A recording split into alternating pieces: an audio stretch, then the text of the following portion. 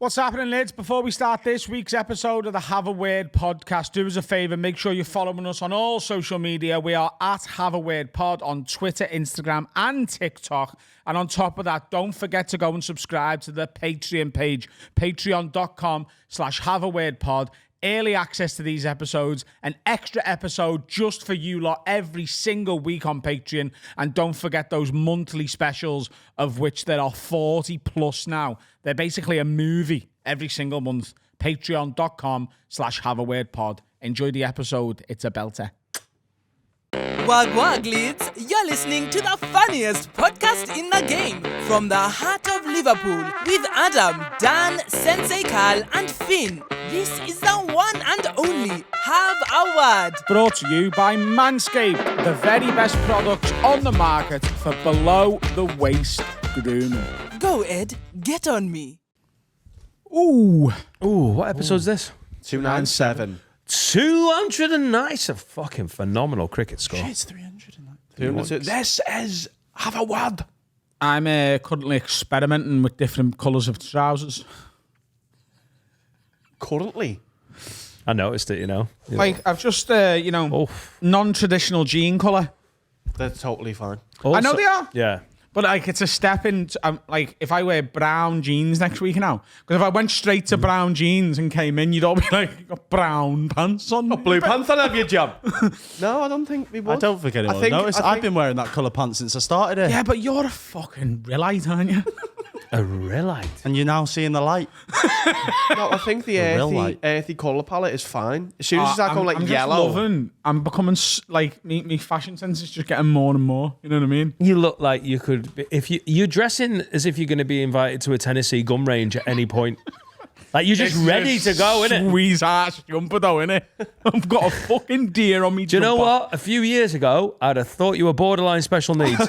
But now I'm like, oh yeah, it's on brand. That not a This is what I've done now. I'm telling you, a few years ago, if I'd have worn that, you'd have been like, lad, what the fuck are you doing with an elk on a jumper? And now it's like the wolf t-shirts, isn't it?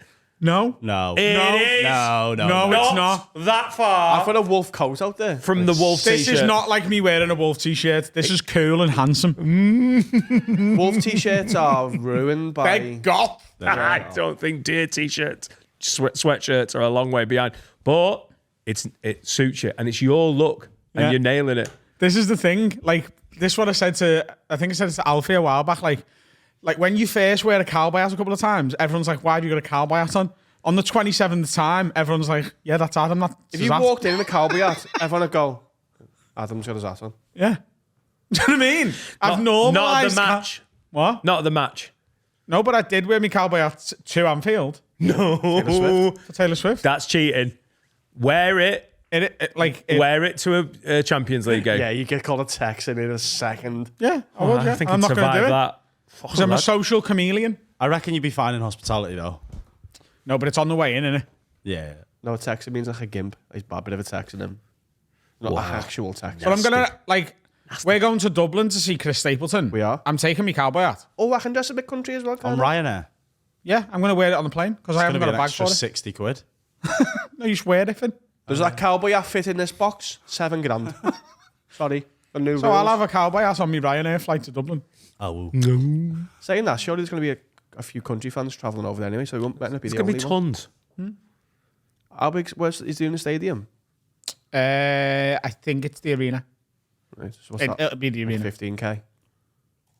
15, 20, something like that. 3 arena. Oh, what's the capacity, Finn? It's going to be arena. Pull that shit up, Jamie. But also on that night, we've got, Mr. Dan. 14,500. Yeah, and I've only sold 12,000 for my Dan Nightingale and Fiends. Fair play, Christopher Stapleton. You did it again. Be a good little trip, that A lot of people wearing ball caps on the Ryanair. Boner weekend in Dublin with a blast. It's only costing us £2.2 million each to go there, but, it'll be great. Hotels, Travago. Yeah, not that expensive. Oh, no, you're doing Friday and Saturday as well, aren't you? Friday, Saturday, Sunday, yeah. I'm just doing Sunday, and it was pretty reasonable. Oh, yeah, we're doing. Yeah. Just It's get me to Dublin. So what's the plan? You're going off to see Chrissy Stapes, right? At the Stapleton Centre. And I'm doing Dan Nightingale and Fiends at the Laughter Lounge. And then are we meeting up for Booners? Is that the plan? Oh, yeah. Right, all right, cool. That's going to be a belter. Yeah, nasty. It'd be fucking class. It'd be a lovely. Doing it all weekend as well. There'd be an autumn chill in the air as well. Dublin in the autumn, jacket mate. on. Oh! You can have a hoodie and a jacket. Hang on, what's Dublin in the autumn? Why is that good? Cold. I've been to Dublin in the sunshine. That's sound. No. I've never been to Dublin in the sunshine going, shit, it's warm. Do you know, this year has cemented for me. like I've been on the sort of the edge of this for a few years now. I like it to be bright. I do like it to be bright. But I'm done with hot weather. It's shit. You've all been fucking... By school? It's school at Hudwinter's all. Because the happy time is, hey, summer holiday's hot. It's shit. When you're allowed on the field. Oh, Yeah. You're never cold thinking, do you know what I wish? I wish I was sweating. Right. Getting- You are sometimes cold and you think, I wish it was I'll warm. just put a You can jumper on. always warm up, though. I'll put a jumper on. You can't always. Cool down. Smart. Yeah. Like, you can always just put another... You can't take your skin off. That's why I don't go on summer holidays. Because you can just, it's too And I hot, innit? sunburn as well, so I can't even take me... I have to have a top on in the summer and sweat through it. An elk sweatshirt. You Yeah. have to, because that's fashion, isn't it? Autumn It's not is the a goal. wolf. Autumn, mate. It's just the Autumn and When winter. it's bright and there's a little bit of brown leaves on the floor, everyone's a little bit magical. I'm about married it. to an autumn truther. She fucking loves it. That's ladies, sometime in mid-August, there's a slightly cooler day, and she's like, "Oh, it's coming. Yeah. Yeah, It's coming. It's here. It's Fluff the rain And off. then she says, Bright and autumnal for the first time. The best weather is bright and cold, where the sun's shining, but you can see your breath. Oh, shove it in me, cunt. I prefer summer. I'm Hat, a summer guy. hoodie, jacket. Of course, you're a summer guy. Sunny. You got that Turkish blood, buddy. Here's my other option: beach, keks, sun, relaxing, The seats cool you lounger. down. Yeah, and I Anyone? could travel to that. You literally spent a week on the beach in Tenerife under a fucking sun thing so that you're in the shade because you don't want to be in the sun. Love sun things. Umbrella, Parasol. parasol, Baratal. umbrella. Umbrella. Oh, I like it. But on a working day, when you work in a fucking office or you're on a bus or something, yeah, then heat is an absolute biatch. I think there's nothing better than, in the UK than like 21 degrees with a couple of clouds in the sky but blue skies. That's the peak Bollocks. of life. 21. Perfect. 21, yeah. Perfect 'Cause you can blue still sleep skies. at night. 14 degrees. -6. I tell you what, we can't handle. 2 summers ago, when it was 38 degrees Celsius, Pathetic. we are just not set up for that. This country's not set up for anything. If it's too hot, too cold, too wet, or too dry, the trains stop. It has to be overcast for things. Do you know to the work. rain? The rain one. Like when people are like, it's snowed and we're not ready for it. You're like, yeah, because it doesn't snow all the time. We've not got a massive infrastructure to sort that. Like in Sweden or whatever, I'm sure the trains don't stop for snow because they're like, yeah, dickhead, it snows all the time because they're Asian. And but over here, when things are closed for flooding, you're like, surely we should have dealt with that. Bigger drains, innit? Did you see the floods in Bootle the other day? Fucking hell. Oh, yeah. The Bootle floods of 24. I've seen the news. I Never genuinely forget. like waist high. I mean, didn't even know. So that's how you don't forget. Well, we were filming a special yesterday. I went to pick Dan up on the way. Yeah. And I had to turn around because his whole village is flooded at the bottom. Like completely. Oh, you couldn't live get there, through. blow my head off, still you. I can't go out, the village is flooded. Well, you can. You just can't go the way Finn was trying to go. Which is the normal way that I'd go. Oh my God. Yeah, sorry. I It's totally fine. didn't. No, it's all good. Yeah, clock it. The were still early. The butcher's drowned. No meat for a week. Carl's idea of small towns. And it's not even like you live in Chester. Like, it's not even that much of a small town. But Carl's like, there's a butcher, and he's the only man in like a 10-mile radius who's got access to meat. And apparently he can't swim or navigate puddles. Small town girl living in a lonely world. You know, listen. You okay? She's not taking the midnight train. It's flooded. Yeah, there's no midnight train. There's nothing. No, we haven't got a train station. There's not even a taxi. Can you give me a lift to town, please? No taxis are on. Oh. What's going on? It's my You're favourite. right. You know we've got roads and cars. It's his idea of anything that isn't like City. in the city centre. It's or within a CH1. 10-minute drive of it. Taxis come to Sorgle. Listen, I know it. Is there one? can't come to Sorgle. Is there one at this firm? time, You got at Uber? rush hour, it's 3.6 miles from the town centre. You got Uber? There is. I've had an Uber in Chester. Have you? Yeah. Not Sorgle, though. Not Sorgal. It was Chester City Centre. I didn't know that. Or call back in 40 minutes, Duck. No, we've got King Cabs who just run the whole gaff. They're like a mafia family. Have a taxi, please, love. Oh, what day do you want it for? Now? No. Now you give Brian a heart attack. He's already got 2 rides this week. Brian! He's still mourning the butcher. We will have a lot of listeners who live in these absolute fucking bumhole towns, by the way. Yeah. And I swear... On the edge of Chester. Really? Bumhole towns. Real doesn't have Uber. Infrastructure, doesn't it? No. Oh, my God. We've got Coastline and Leddens. What? Coastline taxis and Leddens. Leddens. Get a Leddens. Cheaper than Coastline.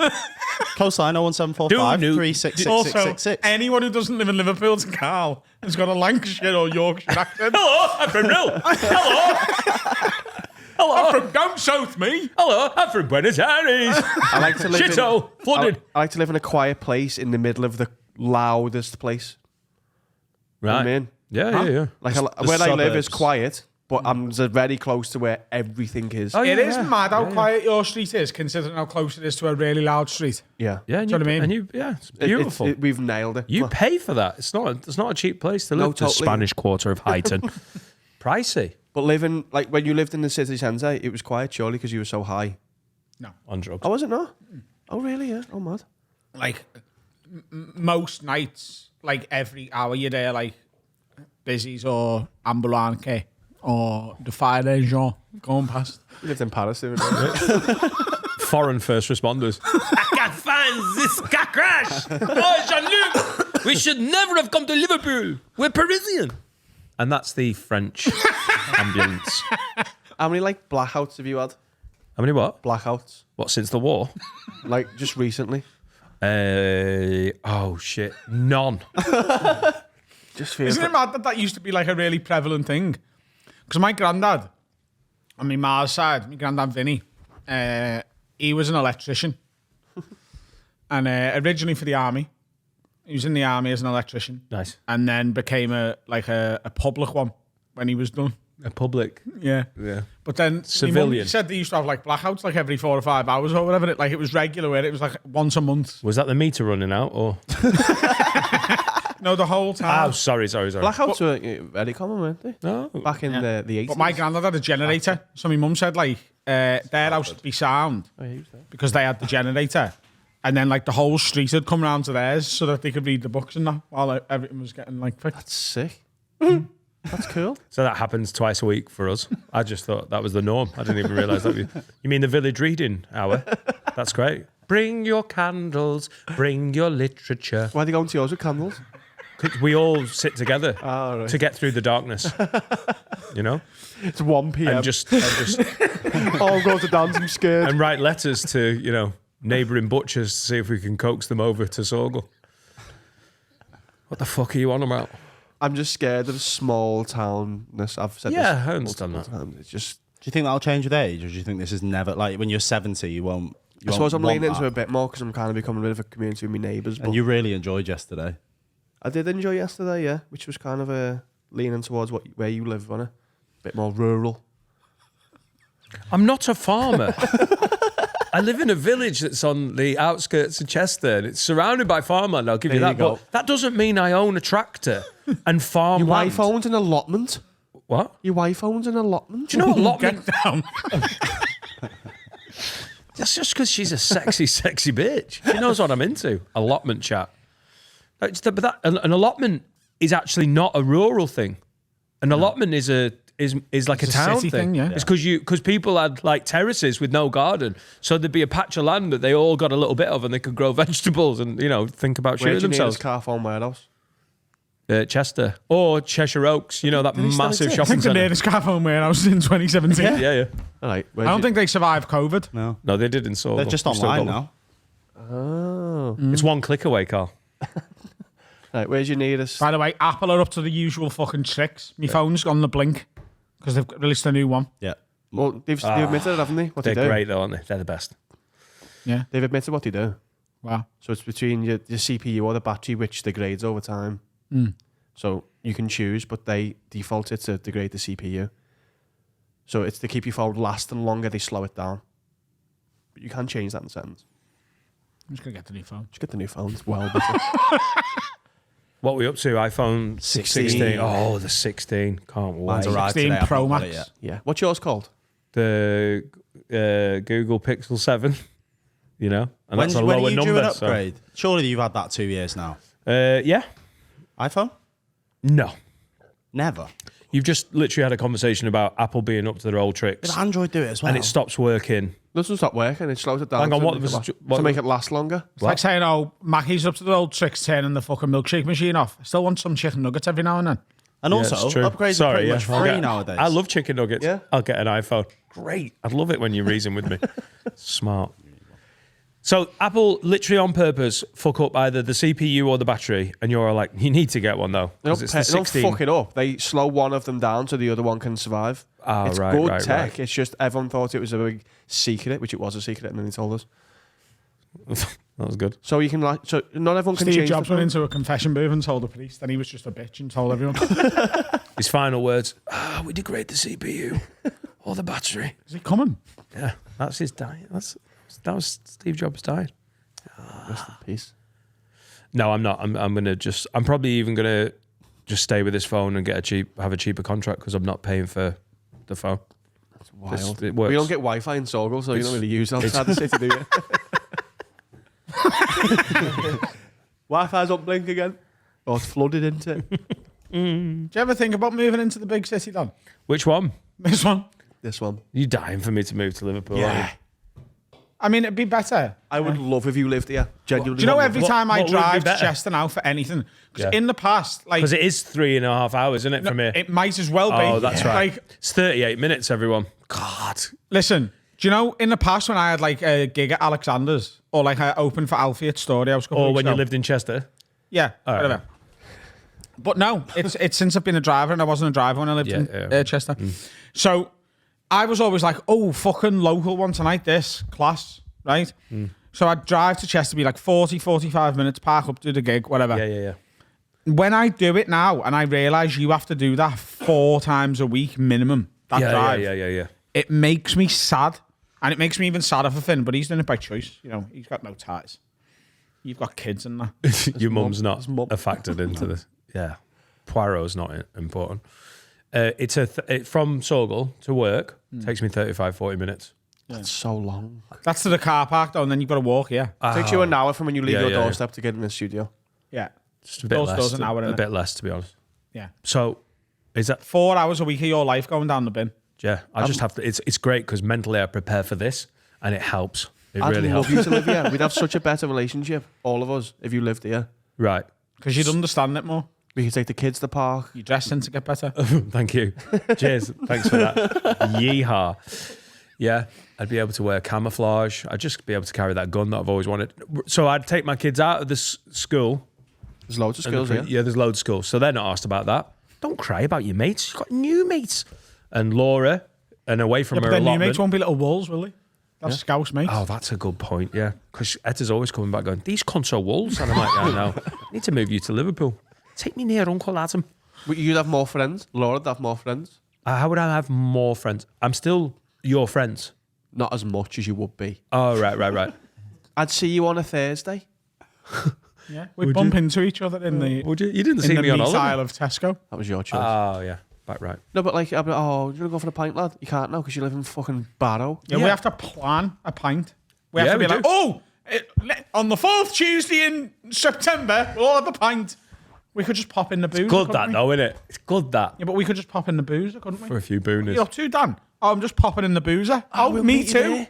I have got mates in Chester, though, but they're not as good as you don't guys. speak Demi about in them. as well. You don't We'll speak move about them. your mates in Chester. Antonio and Rummy and Sancho and Greg Chelsea now. and Gregory and Big Jeff and Slaggy Pam. And we could You do know, double it's dates. they're my crew. Double dates, triple dates, quad dates. Right. Yeah. I'd have more babysitters. You literally would. I literally would. Etta and Jack could see Wally more. Yeah, which they've been asking. And there's more things to do in Liverpool. Like they could go to Quasar. There's go-kart. Brilliant. There's Wi-Fi. Uber. The boxing's nearer because it's only at the arena. Holy shit. No combat sports in that arena. But yeah, he's not wrong. Oh, they have boxing in there. No combat sports. They've banned combat sports in that arena, haven't they? That's why it's when M&S took over. Didn't you go the boxing there? No, You've been the boxing it was in Manchester. at the arena in Liverpool.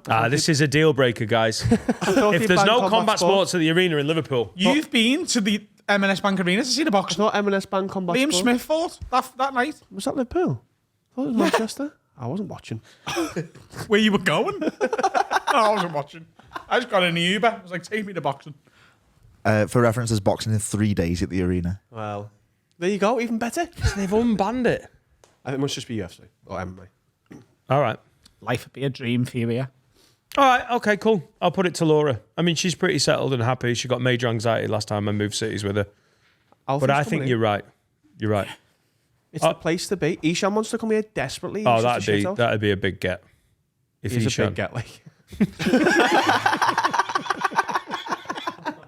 He's a big guy. He's lost a stone in the last 8 years. So I'll have you know. Not a popular He's doing- diet, that one, he's is it? doing Hard really well. sell. Lose 1 stone in 8 years. With this It's more. diet. It's consistent. I'd You genuinely, just skip one meal every month. I'd genuinely love if you lived here. All right, cool. Speaking I'll of think about it. dream lives, right, Hello. I read this article last night. In What? the paper. No, on the internet. Oh, that's okay. Who's buying newspapers to read articles on the internet? Right. Sit down. Listen to this. I want to know what you think about this. Right. So there was this fella. This was in 2004. Right. This is a true story, by the way. Oh, it's in the newspaper. It has to be, or the Was it online in the newspaper. newspaper? 20 years ago. Stop saying 2004. newspaper. Right. Wild. He's at university. He's a freshman, and he meets this girl, and she's like the most popular girl at the uni. Like she's fucking Yeah, big tits. And he's like top of the class in his major. So he's like he's a bit nerdy and stuff, but he's also he's A jock.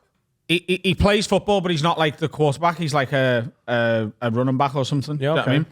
So he's like on the team and he's clever and whatnot. And he sort of takes a while to approach the scale, but eventually they approach and they just fall in love. And through the whole of university, Lovely. there's just like no problems. They perfect couple. Like they're just the ideal American couple. Done. We're done. I love it. End of story. Great. That is so nice. That's lovely. Right? And then They move back to her hometown, like after university. They have 2 children really close together. So I think they're like almost Irish twins, like a year apart. And then about 3 or 4 years later, they have another one. And everything's really idyllic. They have a couple of problems, but they sort of, they build this massive life together. Huge house. His parents love her parents love his parents. It's just absolutely like It's going to the moon, isn't the it? ideal American involved marriage, somewhere. right? And then one Sunday, the kids are at their friends' houses, apart from the youngest one who's in bed, and his missus goes, "I'm gonna just make you like some supper. You should just sit down and watch the football, right?" And he sits in the living room. all good so far. Lovely. Yeah. Obviously, the problem. What a covered. life. Wow. And he's watching the football on his TV, The dream. Nice. and he just looks at his lamp, right? That's what I do. And when he looks at his lamp is 2D. It's like not a 3-dimensional thing. It looks flat, right? So he's like, "What the fuck?" I usually see in 3D.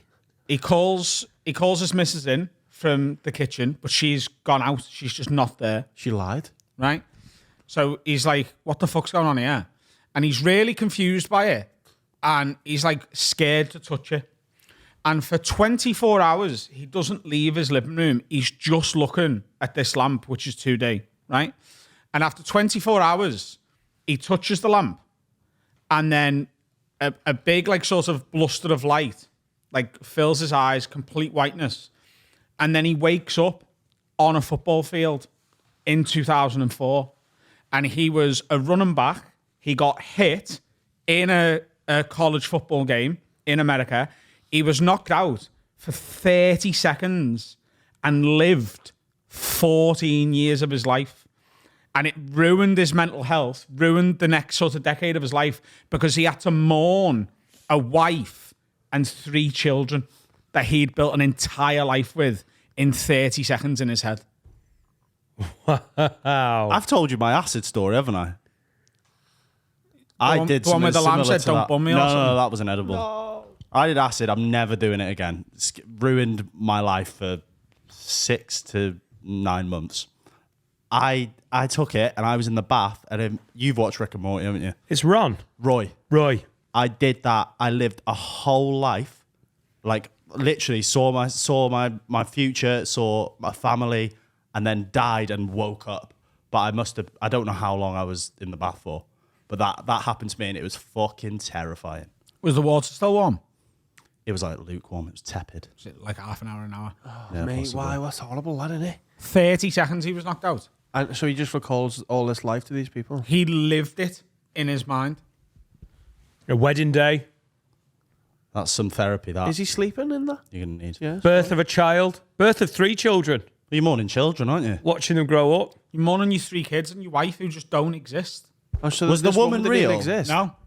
Oh, what? Imagine if he'd just gone and done it again. That'd be like deja vu. Yeah.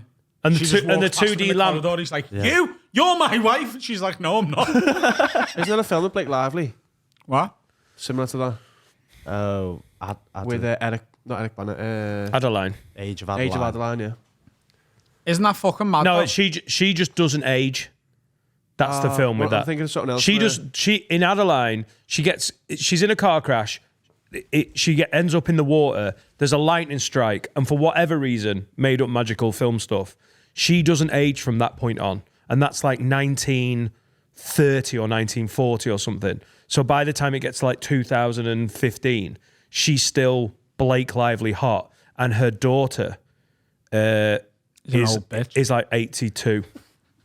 And she ends up, spoiler alert, she ends up falling in love with the son of someone she fell in love with in the 60s. And at every point, she gets a few years down the line with a relationship and then just has to bail Yeah, because she's still because so, they're aging and she's not.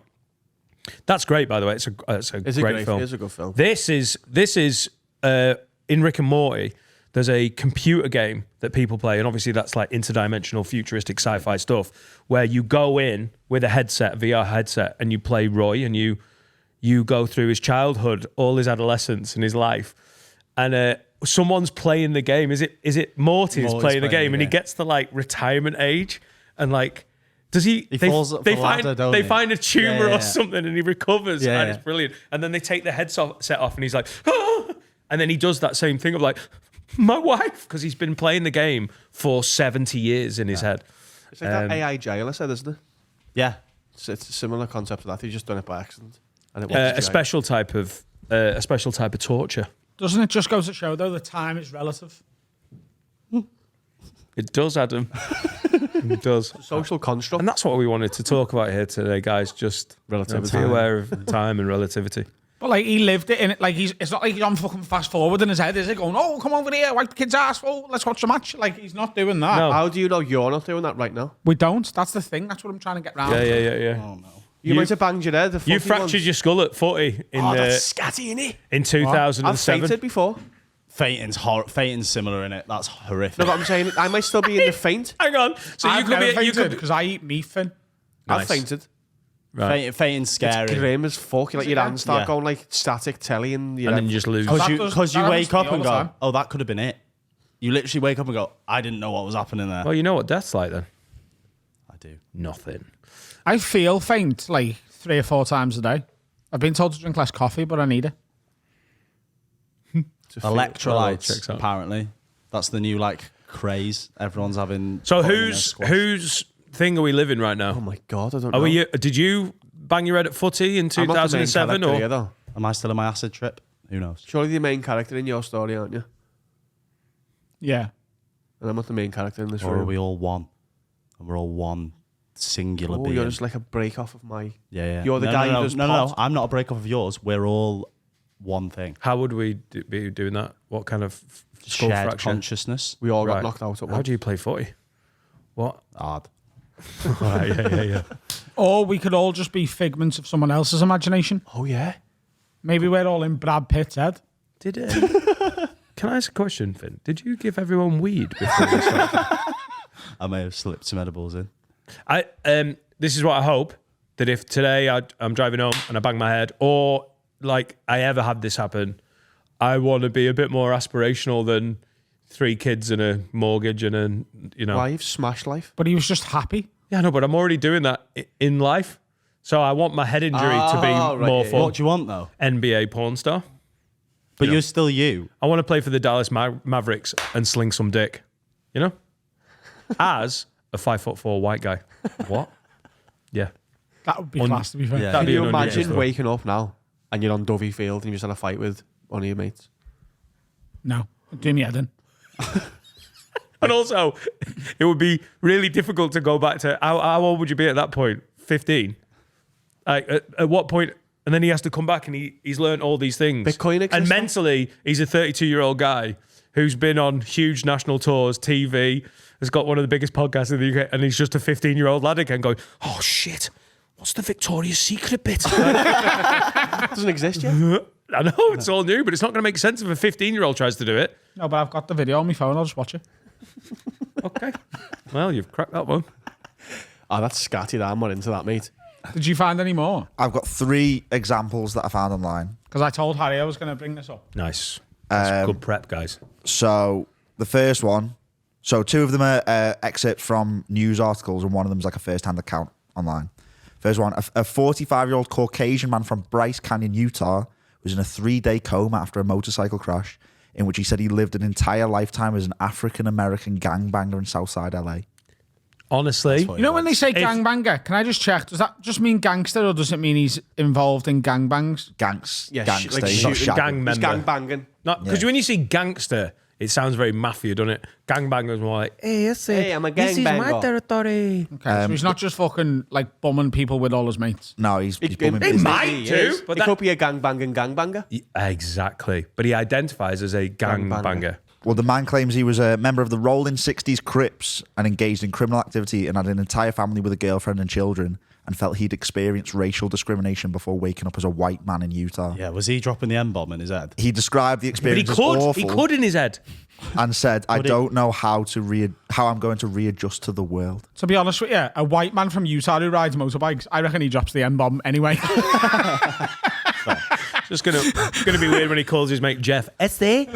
That's mad. They see that's more. If you're gonna do it, let's do that. Let's just go something different. I wouldn't mind that. Does he have the pass now then? No. But he's experienced it, hasn't he? In his own head, he hasn't experienced reality of it. And I know reality is subjective, and maybe we're all in Brad Pitt's head. I know, Harry. But like, no, he can't say the M word, because then I don't think you can reason with someone who's offended by that and be like, actually, I don't know whether you know this about me. Ignore me mustache and me motorbike and me white face. I'm a black man in my head. I've been black longer than you. Also, he lives in Utah, so he's not going to see any black people. That'll help.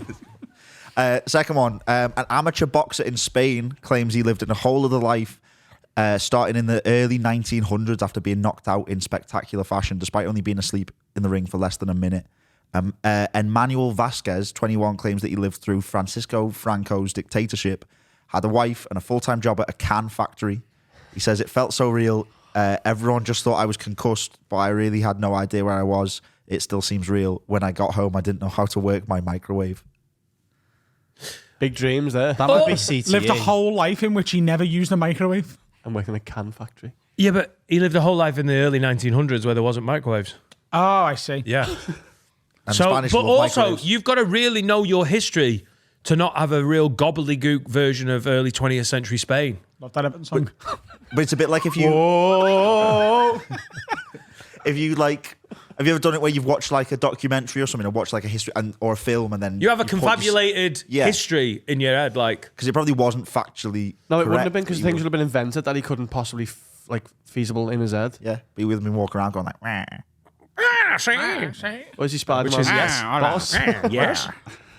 And last one, this is a first-hand account from someone. When I was about 12 or 13, me and my friends were doing that silly childhood game where you would choke each other out to induce fainting. Huh? Silly little game. Silly game. When it was my turn, my friend seemed to choke me a bit longer than everyone else until I went to sleep. When I woke up 10 seconds later, I felt like I had lived 40 years in Alabama. For context, I am Canadian. I had gone to college, played in the MLB, met a wife, and had children. Lost family members. Met a wife. Hello, I'm a wife. And then one day I was invited over to a friend's house, and when I got there, it was my actual friend's house where I'd been choked unconscious. I then came to, stared at my fellow 12-year-old friends. They asked if I was all right. I said I didn't want to talk about it, then went home. From then on until now, I've always felt more mature and more experienced than other people. And then the last sentence is, I personally think the only explanation is a wormhole. Right. Oh, there you go. We can ignore that. Dan said he played that game. I don't know if We everyone talked missed about it Oh, on we'll pod. let you breathe You know when out you breathe loud. in and then choke someone up? I never let anyone do Oh, it I to me thought because it I was was like literally like choking someone No, out. you like no, it breathe wasn't. out We weren't and then- strangle wanking each other in the break room. Like we were.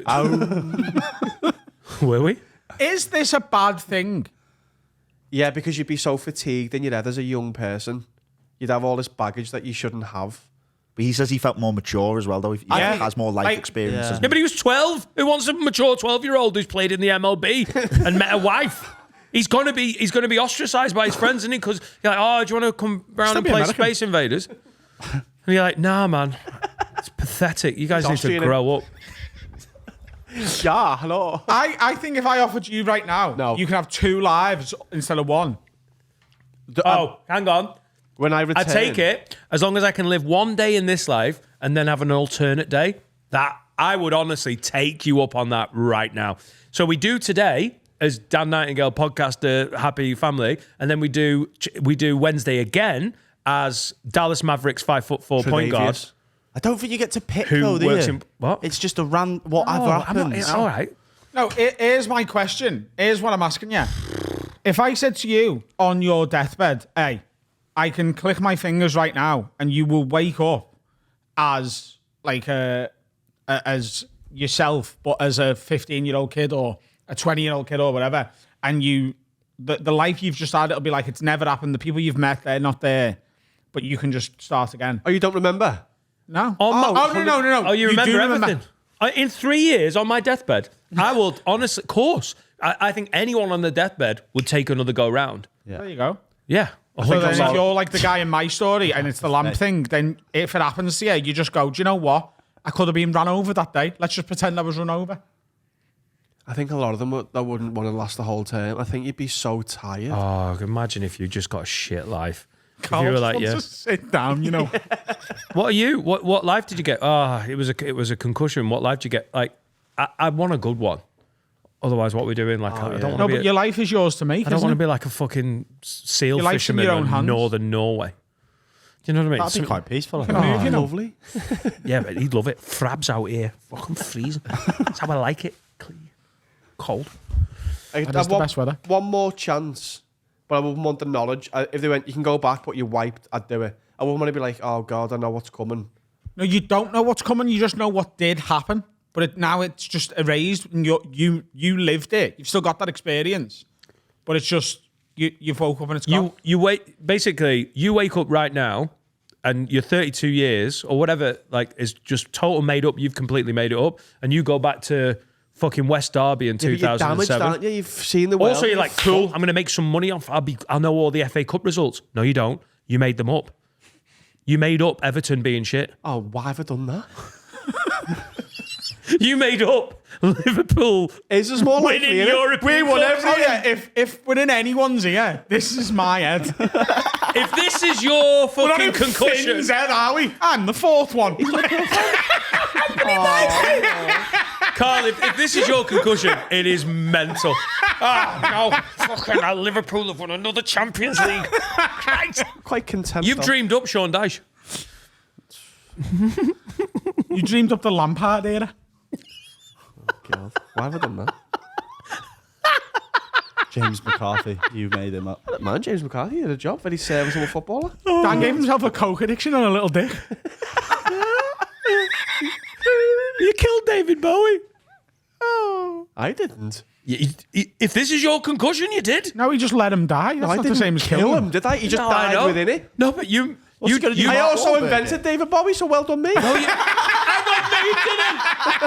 David Bowie already existed when you were a lad playing footy in West Derby. I then who was born? Yeah, I invented Harry. Nice. Yeah, and he's good, isn't he? Yeah, Are you going to kill me off, though? We've lost Bowie, but we've got Harry. Good swap, I say. Fucking great. So, Anyway, comment with yours. well, enjoy I lived 6 years as a podcast. fan. enjoy that with your cornflakes. Everyone just going, fucking hell. You just usually talk about the dick. We did get round to you, Dick, in the end. Yeah. Yeah. Existential dread. This could be yours. Yeah, it's probably mine. And also, it's possible that like we were really young when this happened to us, and like one of us invented 9/11. Yeah, we could have invented it. You're not allowed to say things wrong, mate. Dan could have invented Auschwitz. He was there. It always comes back. If this is mine and I have invented the Mickey Rooney game that I can't play, that is next level weird. God, I'm tortured by this. Did I get my point? Have you done it? I'll add it in the break. On mine. Did I get my point? Yeah, but you were 2-0 down, so you just need to get one take. I don't I'll give you a it and then fuck. take He's two on off. man 7, isn't he? I got a point. Well, now he's on. Yeah, but I've got a Mickey Rooney. 81 Enjoy the special. It's out on, later in the 18. month. Actually, cut. We need to stop Do it saying again. dates. Do it again. It's out later in the month. It's going to be a cracker. Fucking got one. I mean, I'm going to lose, but Enjoy that on the 18th. enjoy that later in Of the month. October 2024. Friday, 6 p.m. Put it in your diary. What's happening, guys? Time to tell you about my absolute favourite sponsor, the OG, the best sponsor we've ever had, as well as all the other ones. Manscaped.com, promo code WORD20, 20% off and free shipping worldwide. Now, football season's back. You know what that means? NFL Sundays, college football, and the Premier League, if you're not a goth who's lonely. What's that got to do with trimming your pubes? Well, you don't want to be the guy with all the hairy bollocks with all your mates in the pub.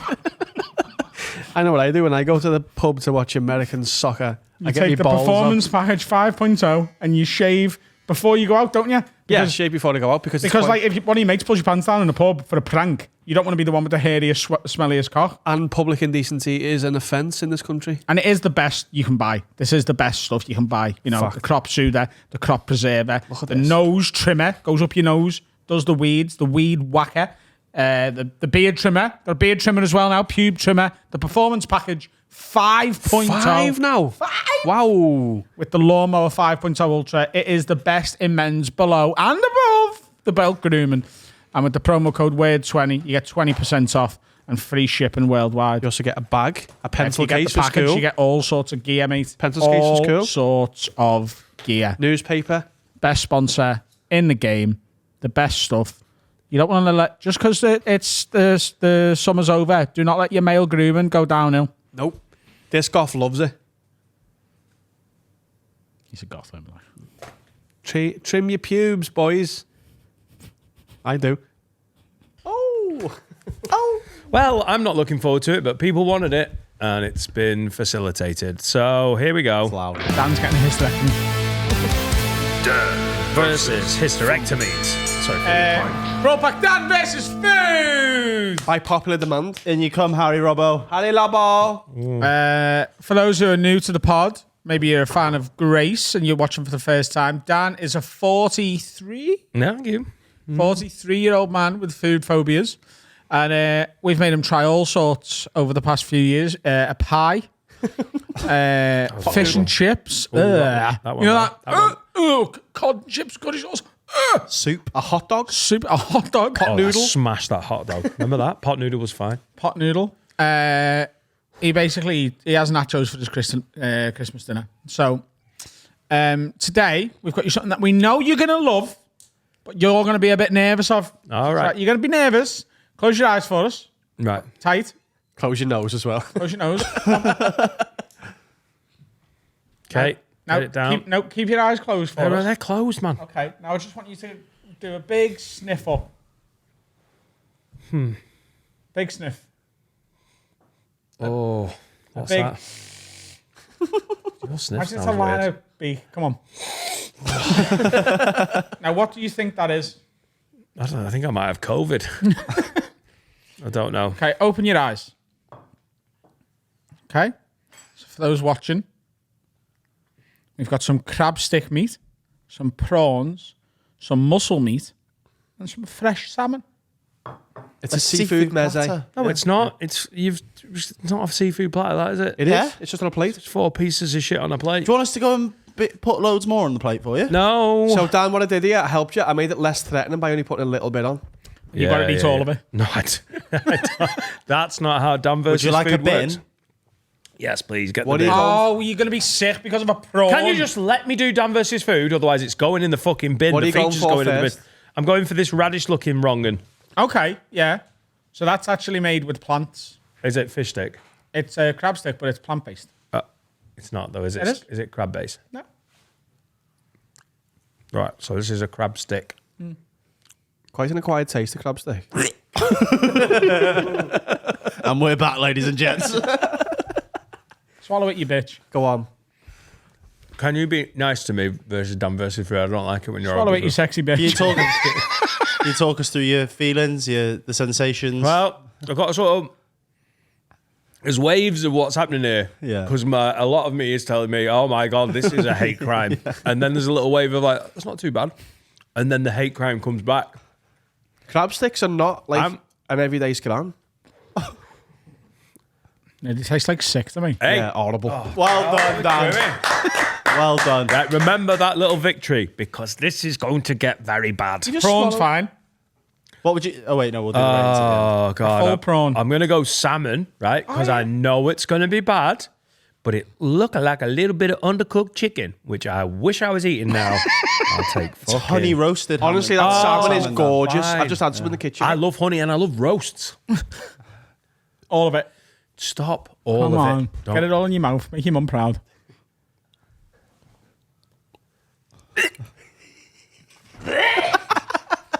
The salmon. Bears are fucking idiots, by the way.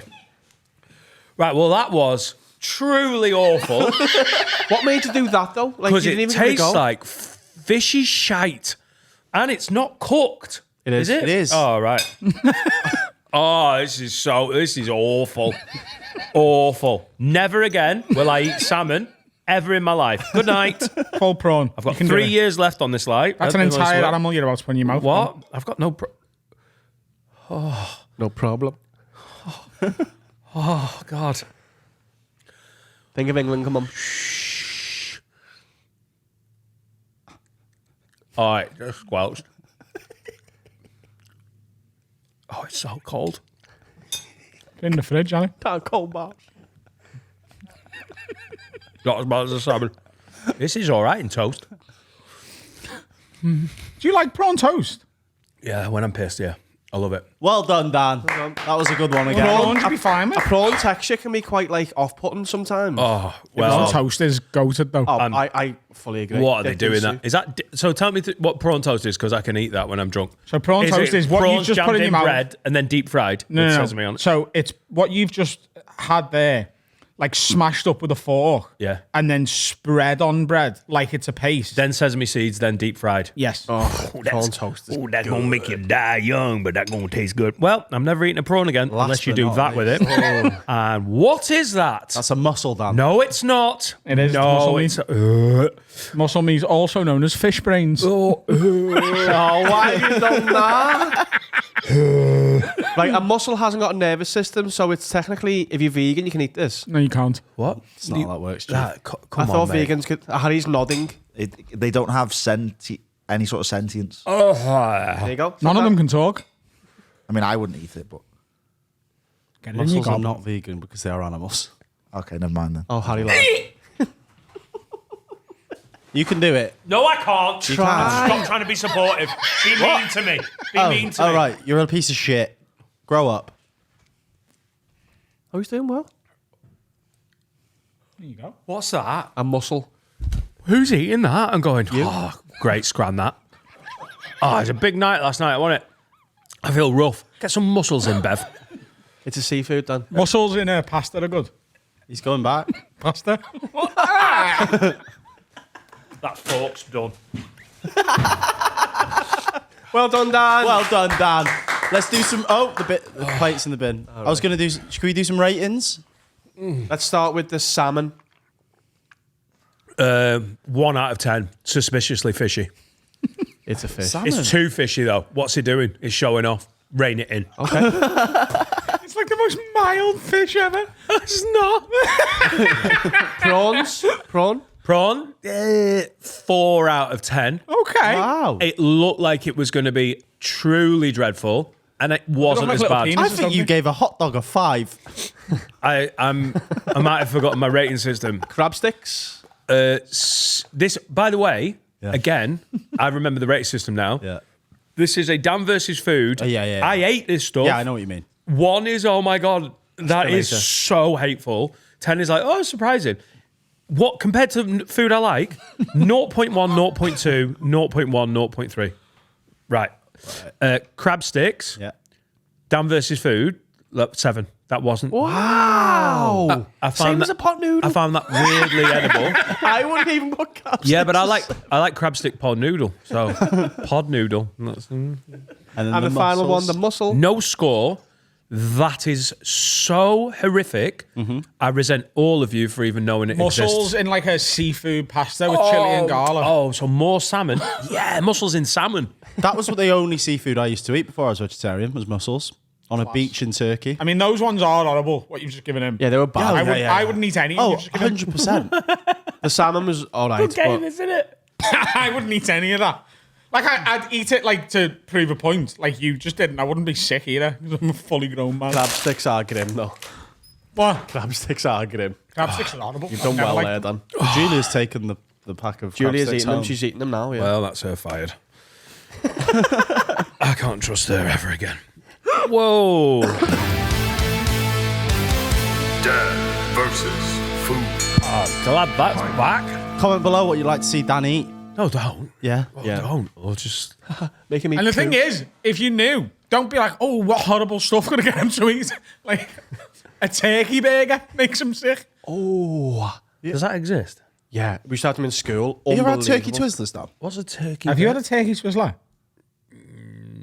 Isn't it just like a what's... It's a turkey Twizzler. There's no other way to describe it. I don't know. Turkey twizzled. I've never had one. Ever had a bean burger? What's a bean burger? I know what it's a burger You've with never beans had a in bean it. burger. I don't mind the bean burger at all. Is it a baked bean burger? No, it's it's like a veggie burger. Oh, like a beanie wrap. Yeah. Yeah, but it's in a burger. My sister swears by those at Nando's. Try that. Fuck off. Swearing. That's not what I meant. But he knew that. He rolled with it. And that's why we're where we are. Has anyone got a chuddy? An erection. Probably Harry. I stink of fish. Time to suck some dick. I've got an erection. My breath would smell better. Fun times. Drink some sneak, Dan. Love that. Oh, Will, I haven't made one. I'd love to. Could you make me a sneak, Harry? Could you make... I'm not even joking. Harry, tell him to fuck off. Harry, you've just prepped me. I didn't prep it. You brought it to me, Harry. I wouldn't stay in the kitchen because I was gagging. There is some blueberry lemonade Suck like sneak cock. in a black tub in the thing. Could you please make me one? No, tell him no. Please, Harry, please. Harry, I will start firing you over a period of weeks. Right, well, you'd be mates with Julia out on the street. Could you On the street. Could you please make me one? Harry, Harry. I'll make him a sneak. Yeah, I'll go make you a Thank you. I want to wash. Make it warm wash as well. this down. Make him a nice warm glass of sneak. I take it over the taste of salmon. Put it in the microwave for 16 minutes. Thank you very much. Blueberry lemonade. Blueberry. Try Sneak if you've just ate mussels. Use code word 10 10. for 10% off the taste of fishy regret. Oh, it's questions now. We've got. Do you want a question? Ryan says, question, lads. In ancient Egypt, the taste. Pharaohs used to fill their tombs with items that symbolized them, and 2 servants would have stayed in the closed tomb and die with them. What would you have in the tomb, and what 2 people would you trap in there with you? So, Emperor Adam, Pharaoh Adam, Great question. King Adam. 2 people and 2 things. You die, and it's 2 things that represent you. Yeah? A burner phone with tickets to the match. That's there. It's just a Liverpool top and a cowboy hat, isn't it? Yeah. I reckon that's Yeah. me done. I realised this last night, by the way. I don't need much. You spend a lot. What? I just don't need much to make me happy. I just need to be able to go to the match. Go to the match and listen to me songs. And drink pints of Guinness. Yeah. That's not all you need, though, is it? That's a simplified version No, of I your need existence. sustenance as well. Oh, right, yeah. Muscles. I need, honey roasted salmon. I'm a simple man. All I need is a lot of international travel, an absolutely exceptional stand-up career, one of the best podcasts in the world, the most amazing podcast studio in the UK, a cheese and ham sandwich from Harrods. Cost about 42 quid. And obviously, air. And the match. I know mine. I'm going to trap you and Stephen Mulhern in, Dan. Why am I coming in your tomb? You, Stephen Mulhern, some salmons and a snake. And just film it for the rest Is of the this world. your tomb? Yeah. Sounds like Dan's. That sounds like Dan's nightmare. You won't get on with Stephen Mulhern. I think he would, I reckon Dan could, if That's a dig, that. And I know that you think that's a dig. And I'm not having it. Oh, go on, Dan. Get in your tomb with your gilet, which I like, and Stephen Mulhern, and your snakes. I reckon you're quite similar to Stephen Mulhern. Honestly. Name me one way. He's very smiley on stage, isn't he? Stephen, if he was the host of Britain's Got More Talent, he'd do it in a very similar, he'd have a similar cut of a jib of Stephen Mulhern. Yeah, you Go could be- on then. Go on, love. like Go the on, cut you of my- sing. Ooh. You could be quite family There you go. friendly. I don't know if you've seen me compare. Hello. Welcome to Dan Nightingale and Fiends. Go on, Mike Rice. Go and do your fucking Irish nonsense. Ooh, I'm Dan Nightingale. I'm not sure anyone knows who Stephen Mulhern I is. don't know who he is. I genuinely don't know who he is. Is he a sex offender? What? I mean, I got banned off Wikipedia for trying to open the world's eyes to that, but Okay, I'm thinking of Bill Cosby. I always mix them two up. No, actually, he likes to kiss his snakes before bed. 3 years. 3 years for that. What are you in for? And that was What are you in for? that was after the 2-year ban. That was my first move. Shut up about your Wikipedia prison sentences. Can we get a video up Jealous. of Stephen Mulhern's TV presenting? Because I think Because I can't get Wi-Fi in Sorgal. Dan doesn't know who he is. We haven't got telly in Chicago. Is it? Oh, I know this, Dan. I know Stephen. might Mulhern. as well be you. He's the new catchphrase guy. Catchphrase. Cash in, Yeah, Oh, that cash sounds fresh. in like- Holland. Look at him. I'm always touching weird old men's tits.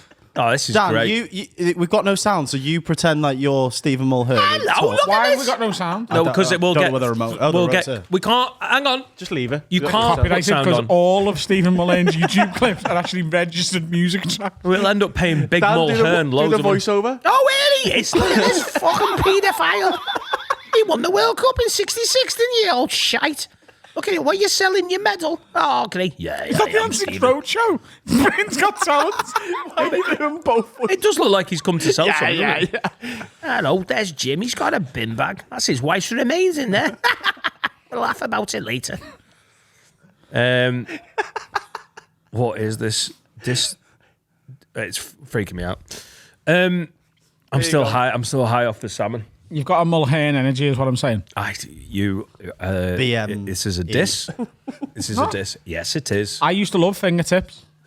Oh, Used to what's host the that. show? What a show. Him and Fern Cotton. Yeah, Don't get them mixed up.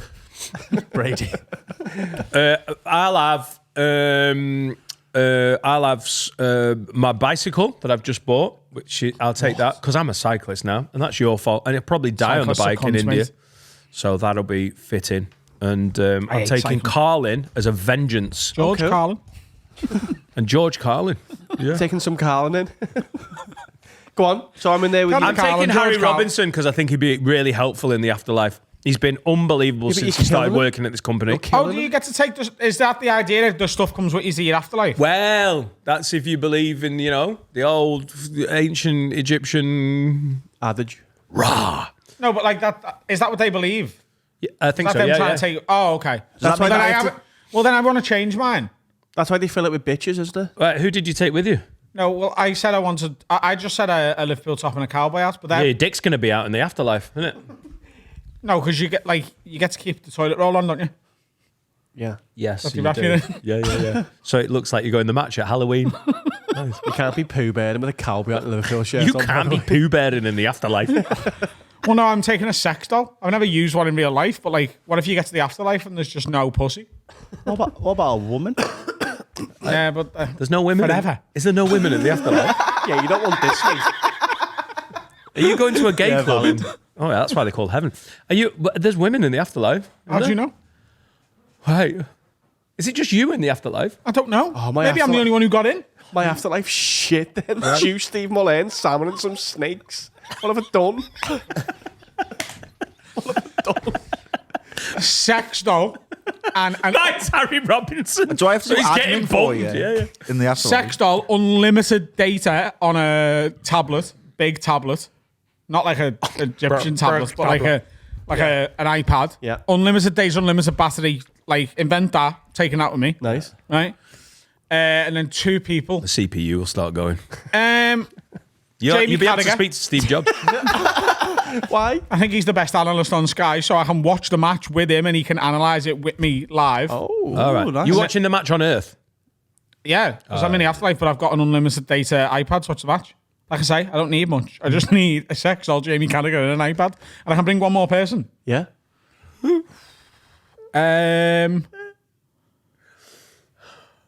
Marco Pierre White.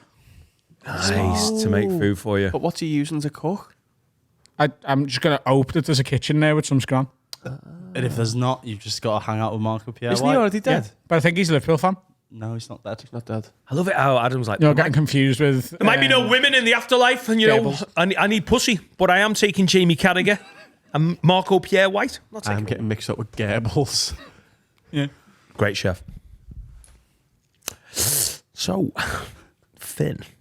I reckon I've smashed it there, by the way. Someone I can have an intelligent conversation about the match with, a way to watch the match. Why don't you take a lady pundit who you can also have sex with? Because she might not want to fuck me. That's true. And Jamie Carragher might want to fuck me. And, yeah. if you're in eternity, maybe I'll try bum sex with a man. Jamie Carragher? Or Marco Pierre White. This is Options, mate. These are the conversations the pharaohs had. Tutankhamun was like, I need to take Jamie Carragher with me. I'm just taking me sex doll because then I've got that. Although, would I even use it? I'd probably just wank. No, that's a waste, actually. iPad, Jamie Carragher, Marco Pierre White, and... A fully equipped kitchen for Marco. I was going to say a bottomless fridge. Full of food. Nice. What are you taking, Finn? I chose too early, mate. Go on. Oh, no! Hang on. Hang on. Adam, this isn't happening. I'll take a fish as my other thing because Jesus is good at multiplying them. So he's there, and I'll be like, Jesus, we need 5,000 more fish, lad. So Marco Pierre can rustle us up some fucking fish dinners. Just fish. That's all Jesus is doing in heaven, just making more fish. And from what I've just tasted, he's a fucking paedophile. What shall I take with me? I think. Liam or Noel, which one? Why don't I take Both of both? Oh, you... Because they hate each other? That great. They can bond in it over eternity. What if they both don't like you? I think I'd want that. I've said this before. Noel likes me. Oh, I don't want to talk about it. Adam met Noel and he was lovely. and Noel thin with Gallagher, that kids. sounds me. Seen the pod. You three are great. Oh, Adam backed out on that one and say it was you. Items? I take. Don't say guitar. You're not allowed to say guitar. I want to depress people in heaven. Why can't he take his guitar? He can take whatever he wants. You're not in the tomb. You don't have to listen to it. Oh, yeah? Take guitar. I'll take. I want to watch the match as well. Can I take like a dodgy fire Listen, stick? if you're in heaven, you can see the match. You just have to peer over the cloud. A fire stick's good because you get everything. You get the Dodgy match fire and stick. the foot and the I want to take a activity. jailbroken fire stick. But now you need a telly to put the fire stick in. Oh, yeah. Okay, I'll take a telly as well. Fire stick, telly, I'm entertained. and Liam and Noel Gallagher. No We'll guitar. do Gogglebox. Class. I'm not coming over to yours. You can come over to ours with some fish one night if you get. You can shag Marco Pierre White. I'm What do you think? vegetarian. I can't have it. Let's do some advice. Here to help. I'll solve your problems. I'll tell you the best thing to do. If you want to do it, you'll be fine. If you don't, you might do time. Did you hear that then? Yeah.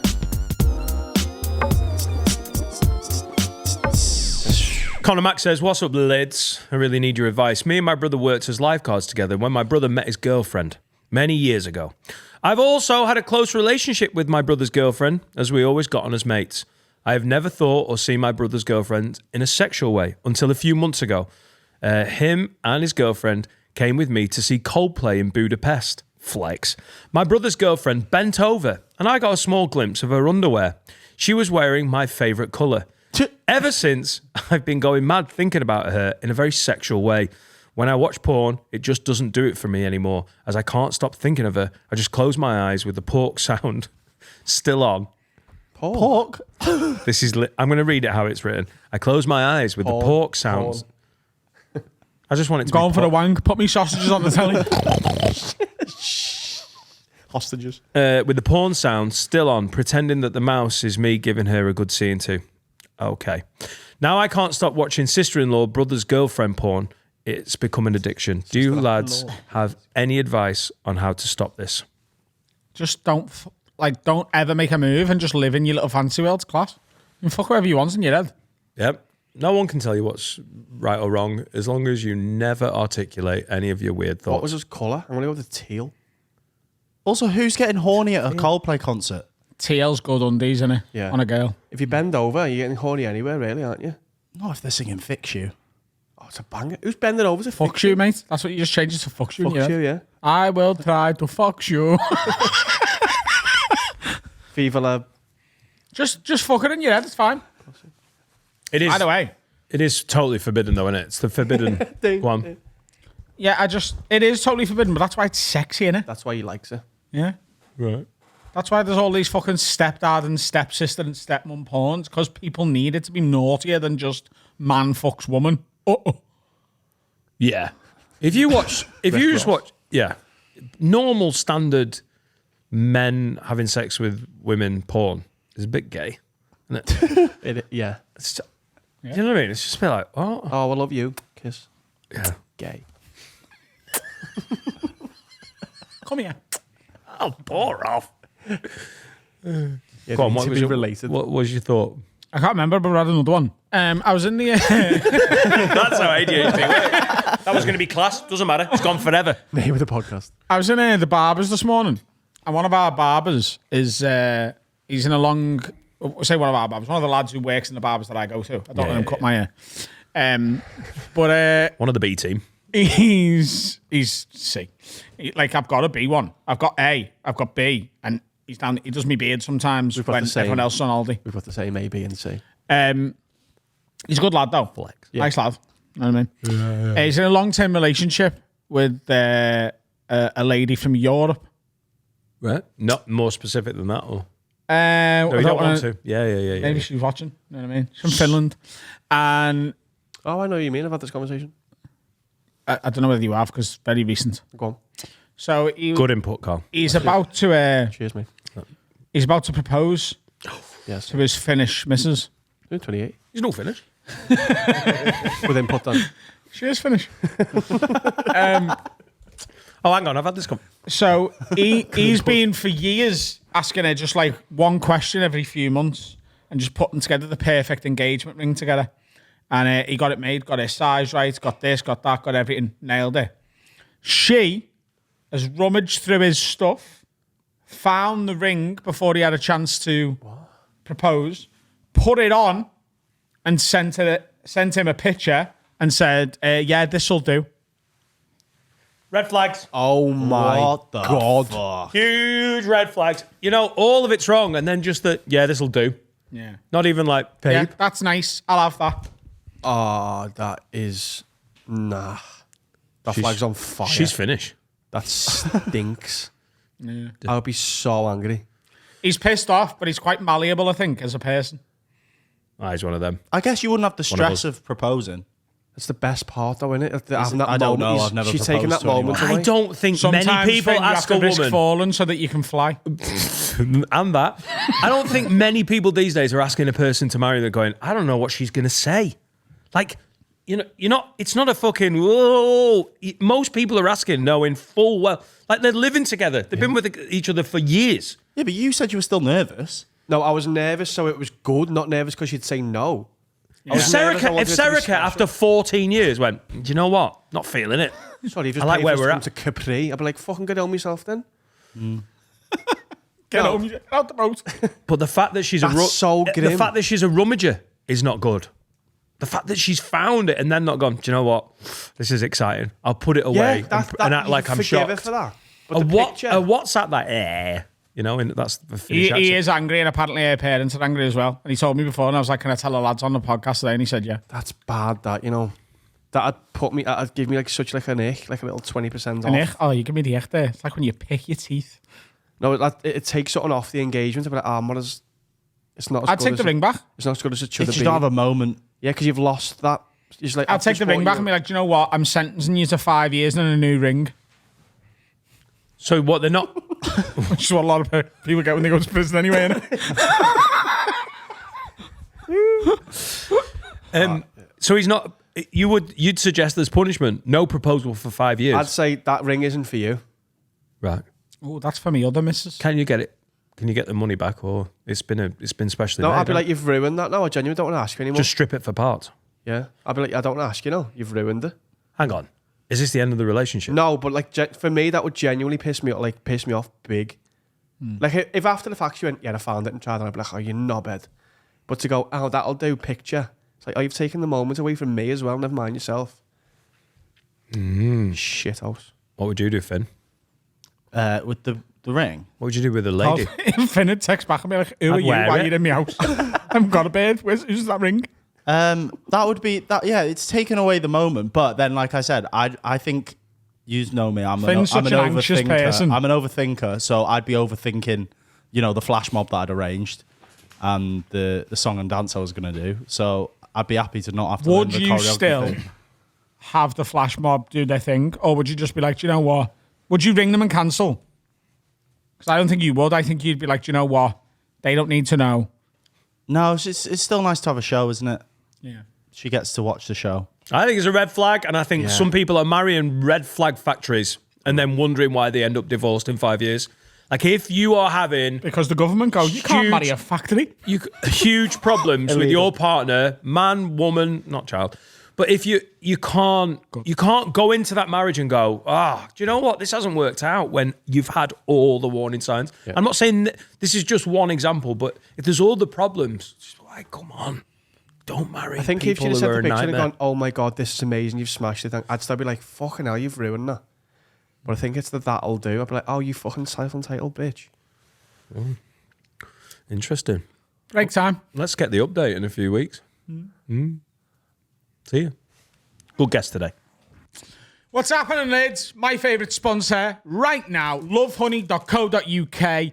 Promo code AFF-word20, 20% off site-wide. Absolutely everything on the website, including their sexy, slutty Halloween costumes, mate. What have you got there, Daniel? Oh, there's so many things. It's Halloween, isn't it? So you love it. You love the fancy dress. It's the best the thing in the world. sexy Halloween, where they've got like a wetsuit, catsuit. By the way, this, if you were in and around my age, Michelle Pfeiffer as Catwoman in Batman Returns. Oh, Lord, that did something for me. I mean, not for me to wear, for your lady. Stockings, Oh, man. nurse outfits. They've got absolutely all sorts Sex as well. toys, lubes, everything, mate. Everything to make your sex life go from cum to cum. Love You can get it all at .co.uk. lovehoney.co.uk. And promo codes AFF-word20, 20% off site-wide. Go on. Don't be scared, even if it is Halloween. It doesn't have to be scary. It can be sexy. Sexy. Hey, welcome back to part 1 of 4, which is actually 3 of 4, but we're recording it in advance. Hey. They didn't need to know that. They didn't know, but they know now. Grace Campbell's here! We don't clap. No. We've got sound effects, not ears. Oh. So I don't wear headphones loads because of I like to booing. be on a level with the guest, Yeah. whereas these all like to put themselves above the guest. So did you all have the sound effects? Yeah, They're not yeah. being added in? Yeah. Ah, We what was just don't it? get Just them. round of applause? It was booing. I don't like headphones. They ruin my hair. So. I don't like headphones because they make me feel hot. Like, I genuinely think, like, air needs to escape my ear holes. What? Like, I genuinely think it like keeps the You just need good ones. heat in. No, because I've worn the ones he wears. They're Yeah. not He's good. wearing a hat and a hoodie. They're He's like, awful. I think it's the ears. There's no heat getting out of it. Yeah, but it's just overkill. I just don't like it at all. It makes me feel like really It'd claustrophobic. look and- weird now if you did wear them, wouldn't it? What? It'd look weird if you did wear them. Have you now. never worn them? No. I think like that. episode 1. Oh, the 2. first few episodes, and then you were like, nah. Yeah, because you were like, you need headphones on. You need fucking headphones on. And I took them off and you were like, put your headphones back on. Everyone's going to know you've got no headphones Sounds on. like me. I'm like that. You're a stickler for the rules, aren't you? Nice to see you, Grace. Thanks for having me. Up in Liverpool. Yeah. I know. You were saying this is one of your gaffs where you do well, like demographic wise. Yeah. These are your peeps. It's just, the white women in their late 20s. And we've got loads of them. Got a They few love of them. me. Yeah, Liverpool. I've had a lot of people telling me to come to Liverpool for ages. This is the first time I'm doing my own show in Liverpool on November the 8th. At the Liverpool Playhouse? Playhouse, yeah, thank Nice. It's a good venue. That I've only ever seen one show, and then it was Daniel Kitson Yes. about 10 Nice. years ago. Were you there? Yep, me and you went. Did we? Yep, I thought there was loads of us there. just me and you. Really? Okay. Just you two. something to me. Okay, didn't mean anything to you. We've just done so much together, Carl. I forget, Yeah, me and you. forget who went. was there and when. It's a class venue. And when does the tour properly start? In a month, Okay. and then it's 2 months long. Anywhere not doing particularly well? Somewhere, like Guildford. Or something? Guildford. Well, we're going to sell you 0 fucking tickets today. Guildford. Yeah. This is not the one to boost that. Like, we can help you pretty much nationwide. The other day I was Googling, like, how do I market a show in Guildford? And I was, like, Googling famous people from Guildford. And Lily Collins was born in Guildford, even though she, like, grew up in LA. The Who's one who Lily plays Collins? Emily in Paris. Phil Phil Collins' Collins' daughter. daughter. Whoa. Yeah, she was born in Guildford. So I was doing all of this stuff, like, for Emily in Paris fans. being like, come to Guildford, like, the birth town of Lily Collins. And, like, about 5 tickets sold. Do you think people in Guildford know that she's from Guildford? No, Because then that's quite a bad marketing tactic, really, isn't it? Hey, look, I'm know. doing this. Oh, by the way, I found out Emily in Paris is meant to be Emily in Paris. Because they That say makes Paris. so much more sense. It does, doesn't Does it? make so much more sense. Emily in Paris is a shit title. Emily in Paris is a lot better. Do any of you watch it? No. Vicariously when my wife's watching it. What is it? One of those things where you're It's like, a Netflix show. yeah. Is it any good? I mean, I love to hate. Are you trying to watch sell it. It's tickets awful, still? isn't it? I love watching it. It's like very low rent TV, Right. but I love it. Yeah, I had food poisoning last week, and I was like, Emily in Paris, perfect. It's low impact. It's great to throw Like, up it's to. not, it's just sort of chilled, kind of It's so nice. easy. Yeah. There's like an English character who is because the actor is from Burnley, but he's playing someone from London, and it's like when Americans write like English people, it's like, Emily, let's go down the rubber dub. Like, it's like he's speaking in fucking Cockney rhyming slang. He's like, bell me on the blower, yeah? And it's like, no one speaks like that. I'm obsessed with how Americans write English characters. It's my favourite thing. So I love it. My favourite example of that is Green Street. Oh. Because Charlie Hunnam is like the lead in it, isn't he? And he's American. Is he American? Yeah, he's in Sons of Anarchy, isn't he? No, he's not. You're getting confused with his character in The Gentleman. Is he? No, he's fucking not. Yeah, he's Yeah, he from is, he's a Newcastle Geordie. upon Tyne. He's a Geordie. Yeah. Yeah. Why is his Geordie accent in The Gentleman so bad? That's his real voice. That's a real No, voice. it's not. It's my real no, voice. it's fucking not. That's it. It is. He's not a Geordie pretending to be a Geordie. He's from Newcastle. Yeah, Newcastle upon Tyne. That's not a joke. He's a Geordie doing a fake Geordie accent then, because it is absolutely a bit. Have you seen The Gentleman? Yeah. And it's fucking bad. Naughty boys. I know you I'm want to be. sure you don't. Right, man. It's fucking abysmal.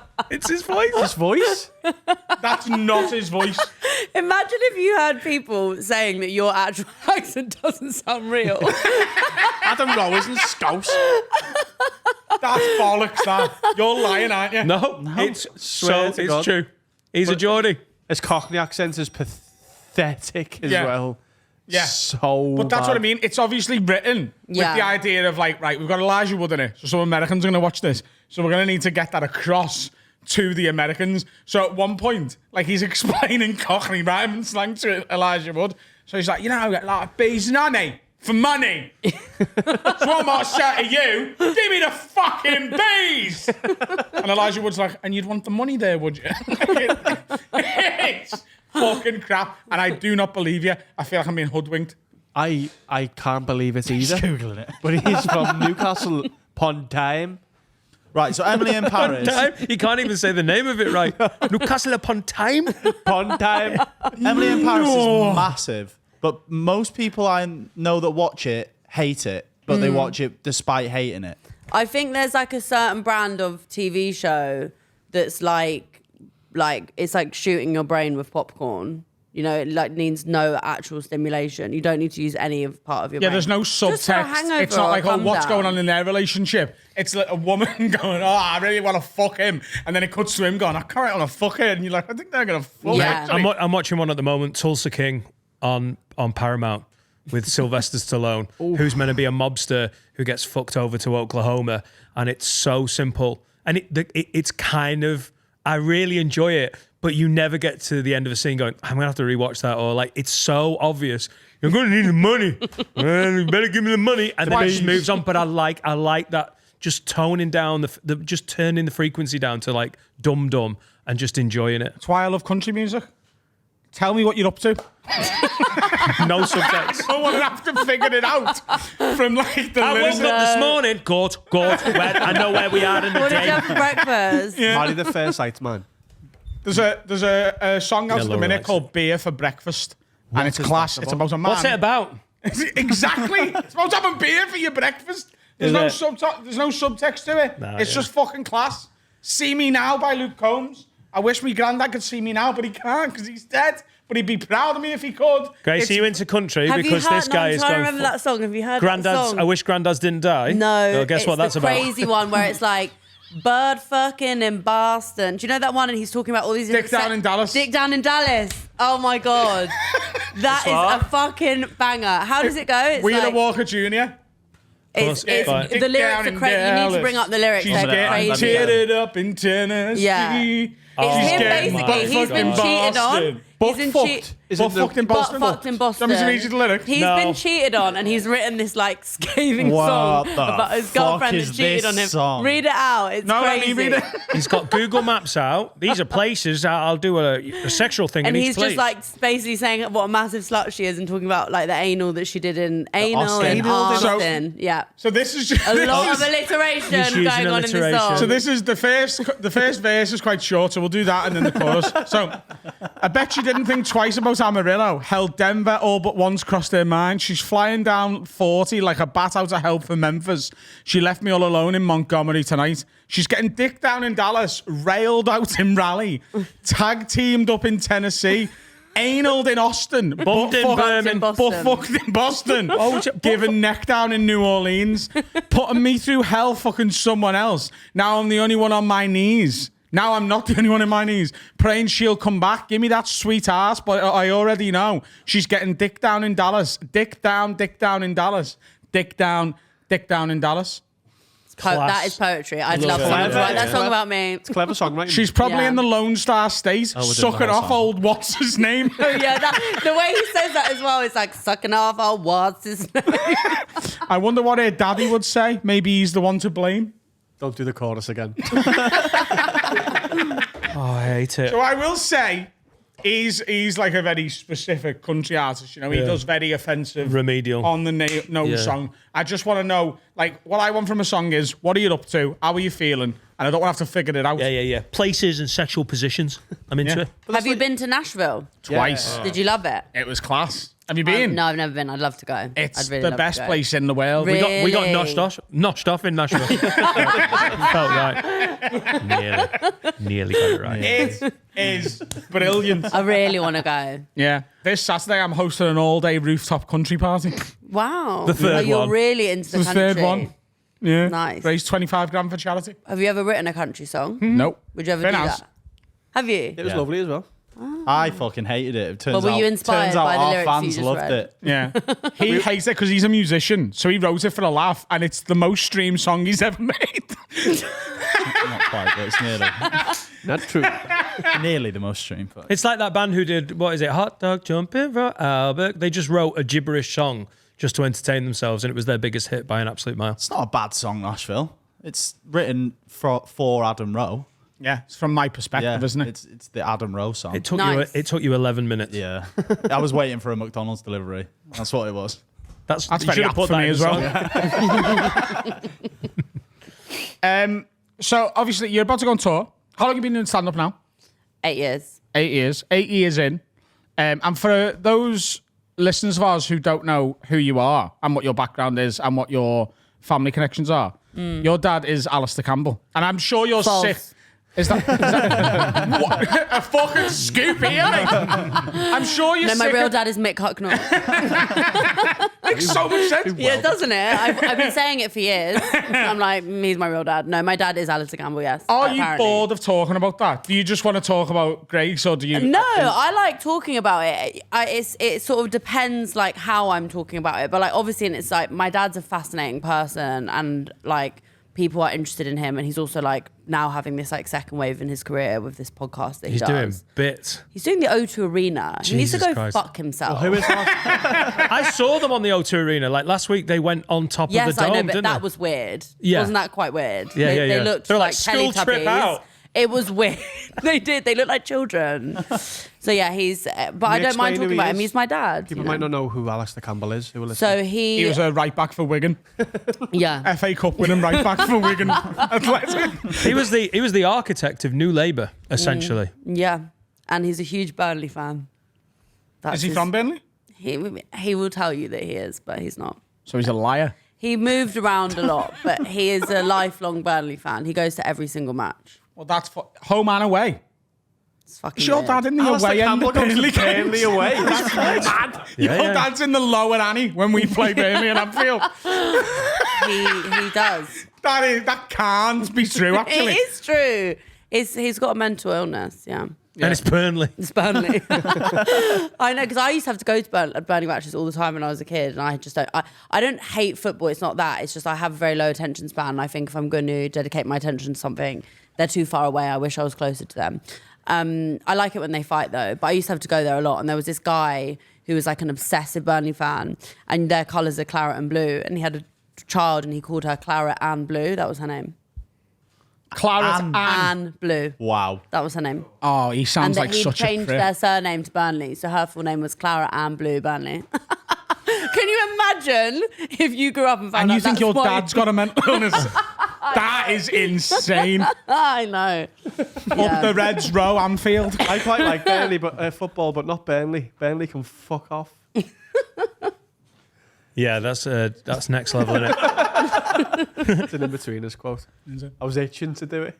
Finn looked at me. I can get Good it. for you, Carl. Naming your kid after like a football player. Like Yeah. that's Well, That's Alfie did, all didn't right. he? Alfie named his son Yeah, Alfie after- Brown named... There's a kid at Jack's preschool called Edison, and his dad's a Man City Have fan. you seen the one that's called his kid Sharvin? Yeah. His first name. Is he Scouse? He's like 10 now. In London. It would work so much better if he was Scouse. It's Ash Arvin. This isn't footballers, but my brother's teaches someone called Kanye. No way, man. Yeah. I'm technically named after a footballer. Because there's a footballer at Liverpool called Karl-Heinz Reigler. Mum didn't know that. And Paul, my brother who's a Liverpool fan, said, why do you call him Carl? Jokingly, she went, okay. And liked it. And now I'm called Carl technically after a footballer. I do think there's a, that Claret and Blue one is fucking stupid. And Edison's on the edge, but I get it. Yeah? Yeah. Fine. Like Alfie called his son Becker after Alison Becker, but it's Becker. I think it's cool. Because it's a lad's name, it's not for a girl. I think it's a cool name. It's a cool name as well. Yeah. And But, also, there's a fucking limit. Like, it 10 Sammy years. Reno, his son's called Louis after Louis Suarez. Suarez, yeah. But you would never know. That's just for him, innit? It's for his dad and for him to be like, yeah. And Luis Suarez's daughter's called Delphina, which is an anagram of Anfield. Yeah. Which again is Well, quite my cool. middle name is Rose after the Labour Rose, the Labour Party Rose. Really? How embarrassing fucking is love that? it. Not West. Yeah. And then my other middle name. Turn me on. My other You could have been middle called name- Turf Moor. So I know. That would have been my drag name. My other middle name is Iona because that's where John Smith, the leader of the Labour Party before Tony Blair, was buried. How weird is that? God. That is pretty It's fucking fucking wild, yeah. weird. Was there loads of My politics? parents were so obsessed with the Labour Party. It was so Were you creepy. born pre-New Labour? I was born at exactly when New Labour's John Smith died when I was born, not the same day. I'm actually Ayrton Senna reincarnated. He died at the exact moment I was born. But John Smith died like just before I was born. And then that's when Tony Blair became the leader. My dad started working for him when I was 3 weeks old. And then they won the first election on my 3rd birthday. So I was very young. I don't remember any of it. The only thing I know about John Smith is that he's a shit pint. That's that little look that he gave me. Audio listeners, you'll have missed that. Adam just gave it like, hey, come on. Come on. Who would you name your kid after this? You'd have one? Yakubu. Rigobert. Yakubu Reigler. Vincent Rigobert Rowe. After the singer, Rigobert Humperdinck. What a day. Huh? Was there lots of politics chat in your house then? It was boring. Yeah, well, I just was so young. I just didn't engage. But yeah, there was a lot of politics in like. I used to go to Downing Street all the time because my mum also worked in Downing Street, so they both worked there full time for like. But there's not going to be a lot. Like your mum didn't come home and just start talking to you as a kid about nursing, did she? did. Did she? Yeah, Really? absolutely, yeah. And I didn't give a fuck. My brother was a physio. They both worked in NHS. They'd talk about that all the time. I'd be like, boring. Yeah, all the time. Your genuinely. stand-up's not massively political though, is No, it? my first show was. All right. My first show that I did, like my first like Edinburgh show that I then toured was about, it was called Why I'm Not Going Into Politics. And it was basically just to address like the elephant in the room of who I was. And I did a show about like why I will never go into politics and why I like hate the British political system. And also to be like, I am not my dad. And then after that, like my next show was about like a breakup. And then this show is about an abortion. So, Because when you blew up on like online, I saw clips of you, and I think it was like the 3rd clip I'd seen, and you were flying at this point. And then you mentioned in passing, like, Daddy works in politics. And I went, oh. Like, I'd seen loads of clips of yours and didn't know. So it's not like you're trading off that really at all. You're doing your own thing, and you just did that show to sort of get that monkey off your back and do go, you know right, what it is? that's It's done like, because I think I've benefited from it in loads of ways, obviously, because it's meant that people, like at the beginning of my career, people would come to watch my shows because they'd be like, let's see what Alison Campbell's daughter has to say. So I definitely at the beginning was like, I'm just going to do this to be like, yeah, you can just call me an Epo baby. I really don't care. And then I'm going to just move on to like whatever else I want to talk about. I mean, my dad gets no mention in this show. In the last show, he had like a mention, but just as my dad. But obviously, like, it is always going to be this, especially to certain people, like, he's always going to be this like slightly looming, like my whole life when I walk into some situations, it's the only thing people are thinking about. No matter like how... That's the thing Good people don't idea. talk about with like nepotism and being like a nepo baby or whatever is sometimes it sort of looms over you and everyone's like, "Well, talk about you." Like when I started stand up, my dad's mates weren't going, "Do you know what? It's gonna have some fucking great bits about painting and decorating this kid." Like it is like the Someone once came up on the stage and hit me Wow. while I was on stage in a gig in London. Because of your Because politics? they found out who my dad was. That's They like insane. came up on the stage. Well, she tried to hit me and she got pulled off of me. That was really early in my career. And now I am like, because after that happened, I was like, right, well, anything can happen now and it's not going to be like that. So like being heckled, I love it because I'm like, well, at least you're not hitting me. And that Nepo baby thing, it's not selling tickets in fucking, like, what do they think your advantage is? I think it's really interesting, like, nepotism is very real and like, it's really good that we're talking about it because especially in creative industries, like it is real. Like if you look at like so many people who are doing really well and then you're like, oh, their dad is this person, whatever. It is real. And I think it's better that it's like acknowledged. I just think I've had a very specific type of nepo because it wasn't like I was going into the same industry as him. And a lot of people hate him.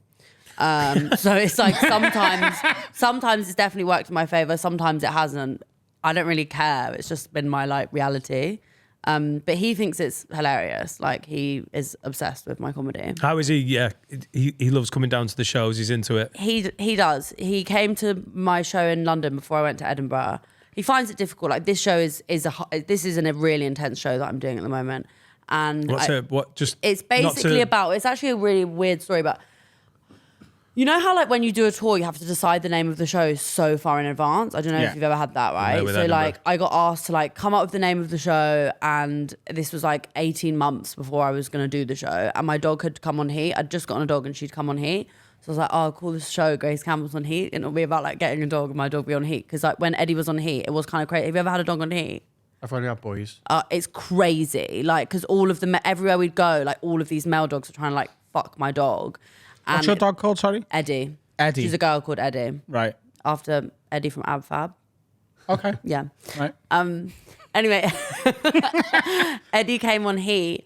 And then what happened was I was sort of thinking this is going to be a show about getting a dog, fucking boring show, but whatever. And then the day I got Eddie spayed, I got pregnant by accident.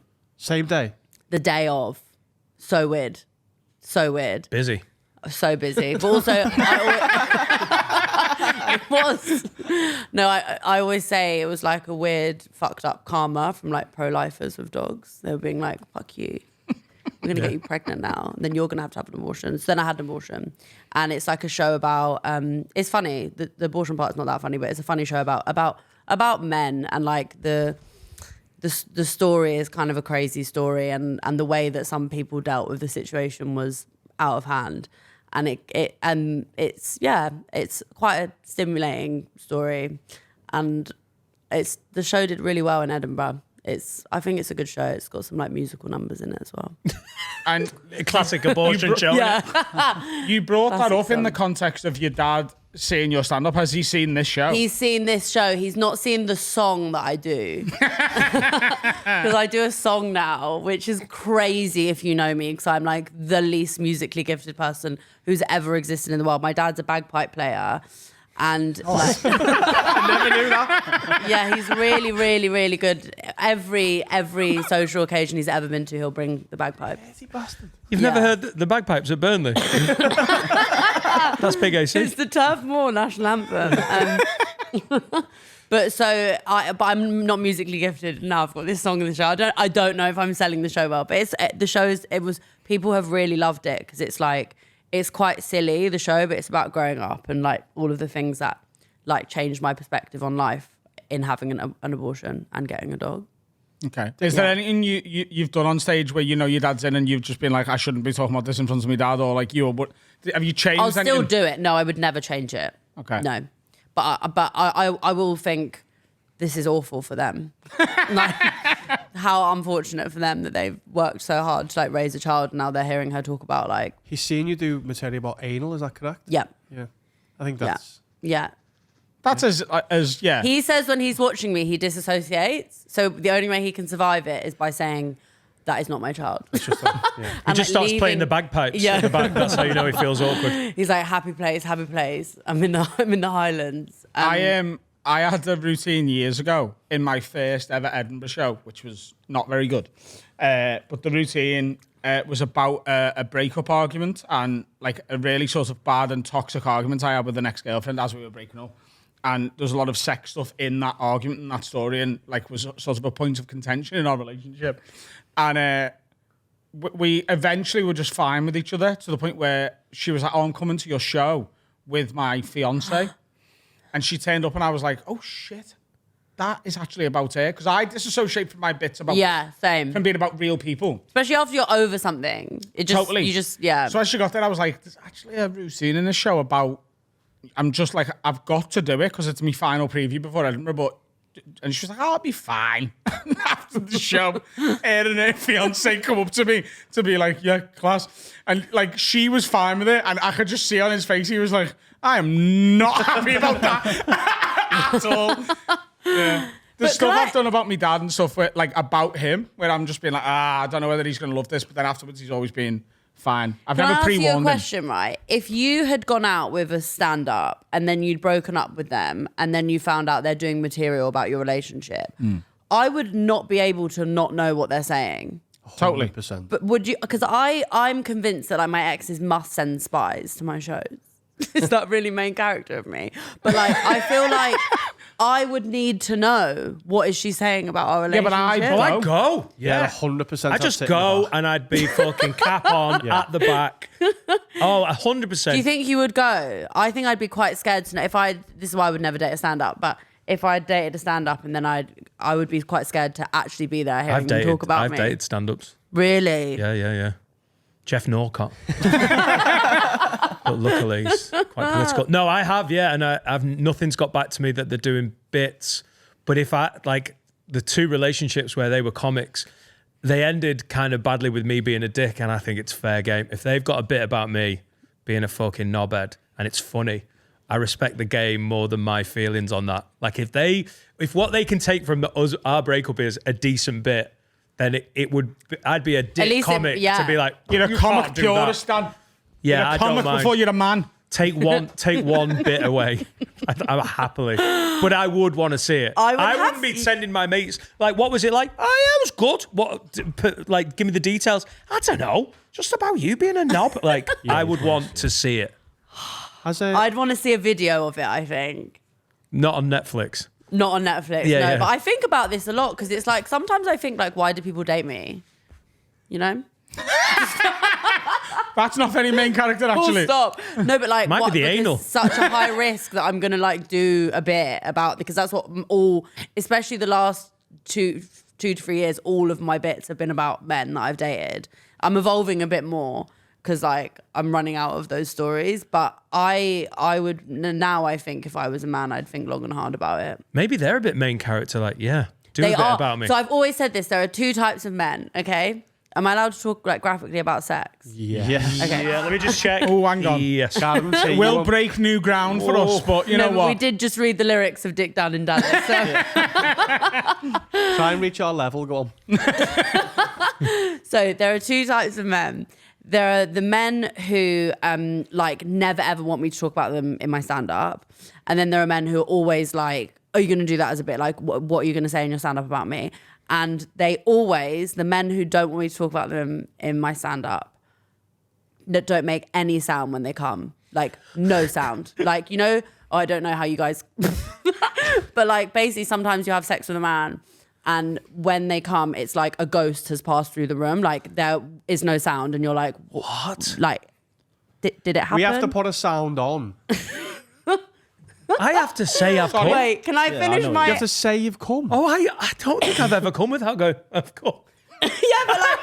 I just like reaffirm it like, guess what that was? Yeah, it was. You fuck your wife, Yeah. and then as you finish, you go, come. Yeah. I do this. Dick, I don't think I've ever done you don't make a sound. I say I'm about to come or I've come. I don't think I've ever just gone, guess. Yeah, but that's a sound. That's a sound. I'm talking never about silent. like when I say a ghost is in the room, like there's like a shiver, and then you're like, was that an exorcism? And then you're like, did you come? And then you're like, okay, they did come. And then the other ones, the ones who are desperate for me to talk about them in my stand-up, are always the guys who like when they come, it's like they're fucking crying out for their mums to come and pick them up, like that kind of vibe. I think there's a big middle ground that you're missing, you know? I don't know how you're hitting the binary here, but like, I'm telling you right now, It's just there's a from my fucking... experience. It's just from my body count. That is a big orgasm where you go, Mom! Like, No, sorry, that is. I 'Cause mine's dead. I was dating a guy who I would be like, "Are you okay? Like, has something happened in the last 30 seconds?" He's come. Yeah, but like, He's great. It's like he's just been reminded of like some deep kind of trauma from his childhood he's vulnerable. as it was happening. I think I make a bit of noise, you know? Yeah, you have to make a noise. No, but no, it's not voluntary. I'm not choosing it. I'm like, sometimes... Yeah. It's a completely involuntary thing. Go on. Kabow! Hey! Got ya! Like Barry What's Salt. it? Have it! I'm like, Gerard! Grace, did Tony Blair ever buy you Christmas presents?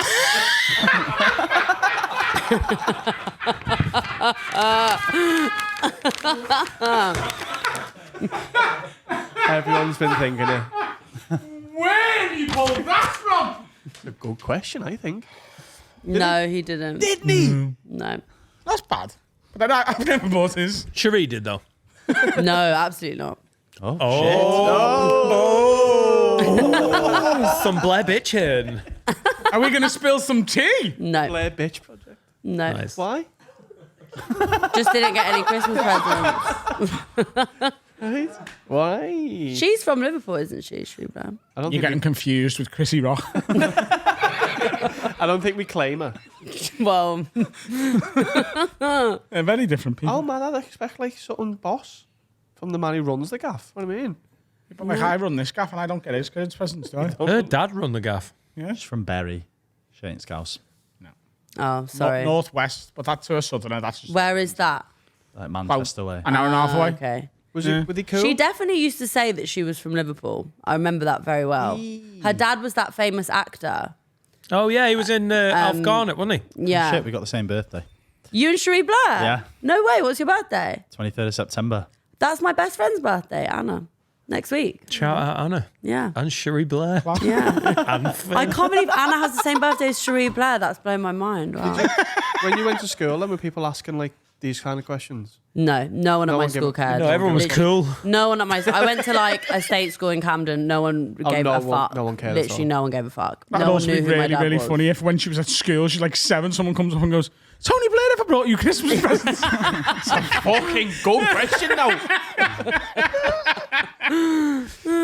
We have a research department who obviously does like bits of research and stuff. And it says you claim at one point you were addicted to men. Yeah. Is that true? And you went on 28 dates in 2 months? Yeah, that was not actually part of that phase. That I did that because I had a tax bill that I had to pay. Sorry. Are you charging them?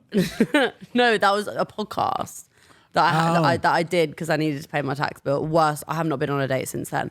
But before then, I basically broke up with someone. I don't know if this ever happened to you guys. When you break up with someone and then the thought of being alone is just incomprehensible. No. So I just like... Oh, thank God. Hoi. Could have been an elephant in the room there. What does the bell mean? It's just bullshit. Oh, Yeah. okay. And then so I was like really obsessively like mass dating different men, and it just all got too much. And then now I've gone the other way, and I'm just like away from them. Fair. From in this room. There's a lot of male energy in this room. Oh, yeah. Yeah, That's what we run it on. I've relapsed. Power. By doing a podcast. Can't even talk to them on the air in any way, shape or form. Shall we call a break and come back yeah. with some bits? Lads, do us a favour, yeah? You love us, don't you? You love this podcast. That's why you're listening to it. And especially if you're watching on YouTube, helps us immeasurably. If you go and leave a comment, like, subscribe, and turn the bell on, it sends us through the roof with the algorithm. It costs you absolutely nothing apart from half a second of your life and helps us no end. And you can follow us on socials, can't you, Dan? Dude, yeah, Have a Word Pod. I nearly said my handle then. Have a Word Pod. Just give us a follow and comment, and don't just like something. Retweet it, share it, put it on your stories. Just be sound. Yeah, Costs be a- nothing to be nice. Be a good egg. Just before we go into this section, Grace, your tour kicks off in a month. Where do people get tickets if they want them? Disgracecampbell.com, Okay. my website, if you didn't get that. I like it. Yeah, that's my Instagram handle, Disgrace Campbell. Class. I was blessed with a good name. Well, not my middle name, it's my first name. Have you got anything that you'd like to put in our JARG Room 101, Room 102? Just disappear it from existence for all time. I've got so many things. Good. Love it. Well, I have like a really big issue with bad breath. Obviously, everyone has an issue with bad breath, but I'm very sensitive to like smells.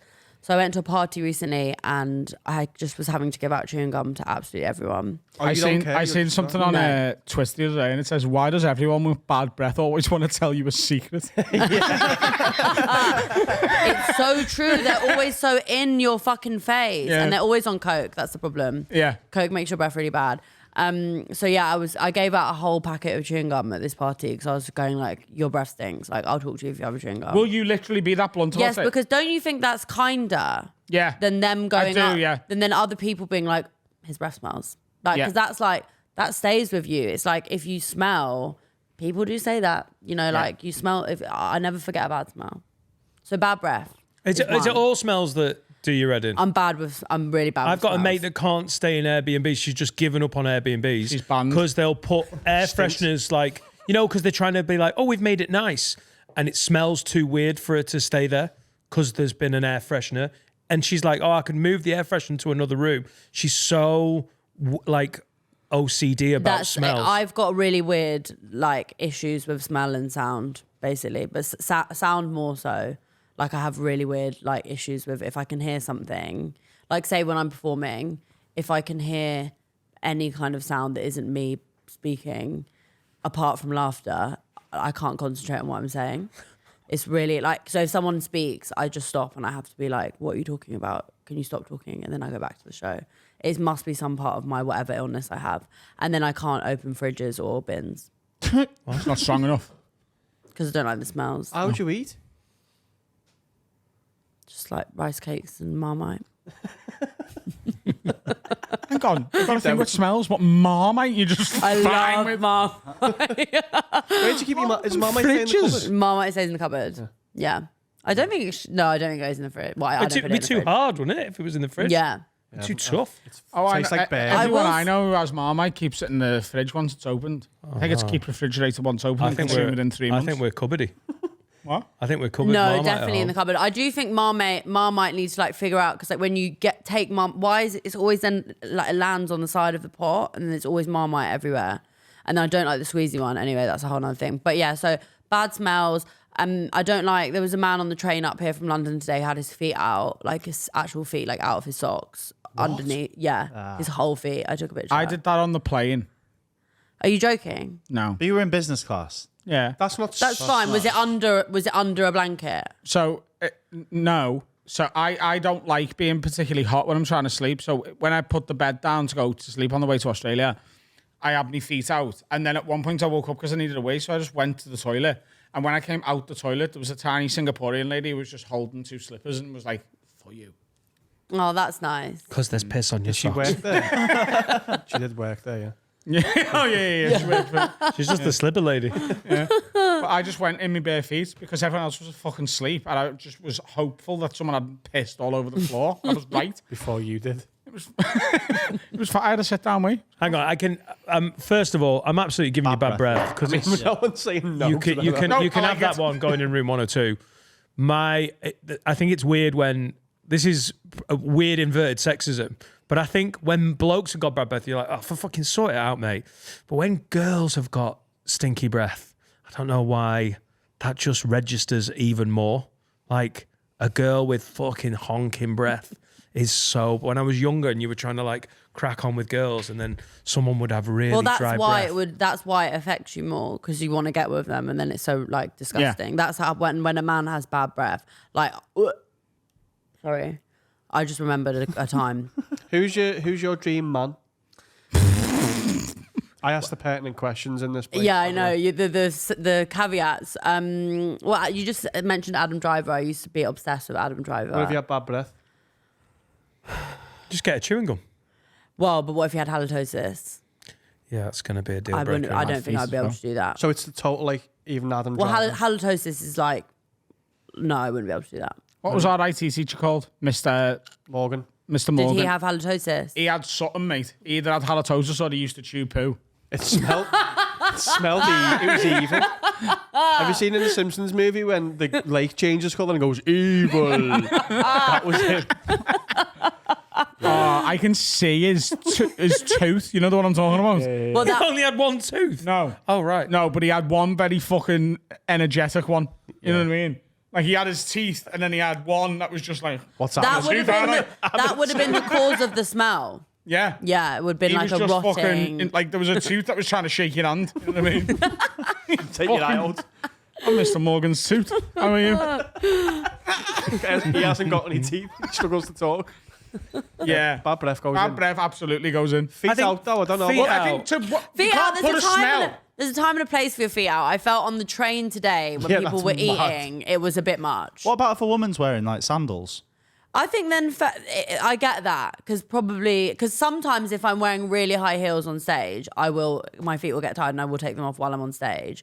But I'm quite far away from them. I'm in massive venues, sort of thousands of seats vibe. I'm not right in front of the person. Also, if they've been in sandals, they've had a bit of fresh air, haven't they? Yeah. So is it in it's the trainers, smell of feet? It's not like you just don't like feet.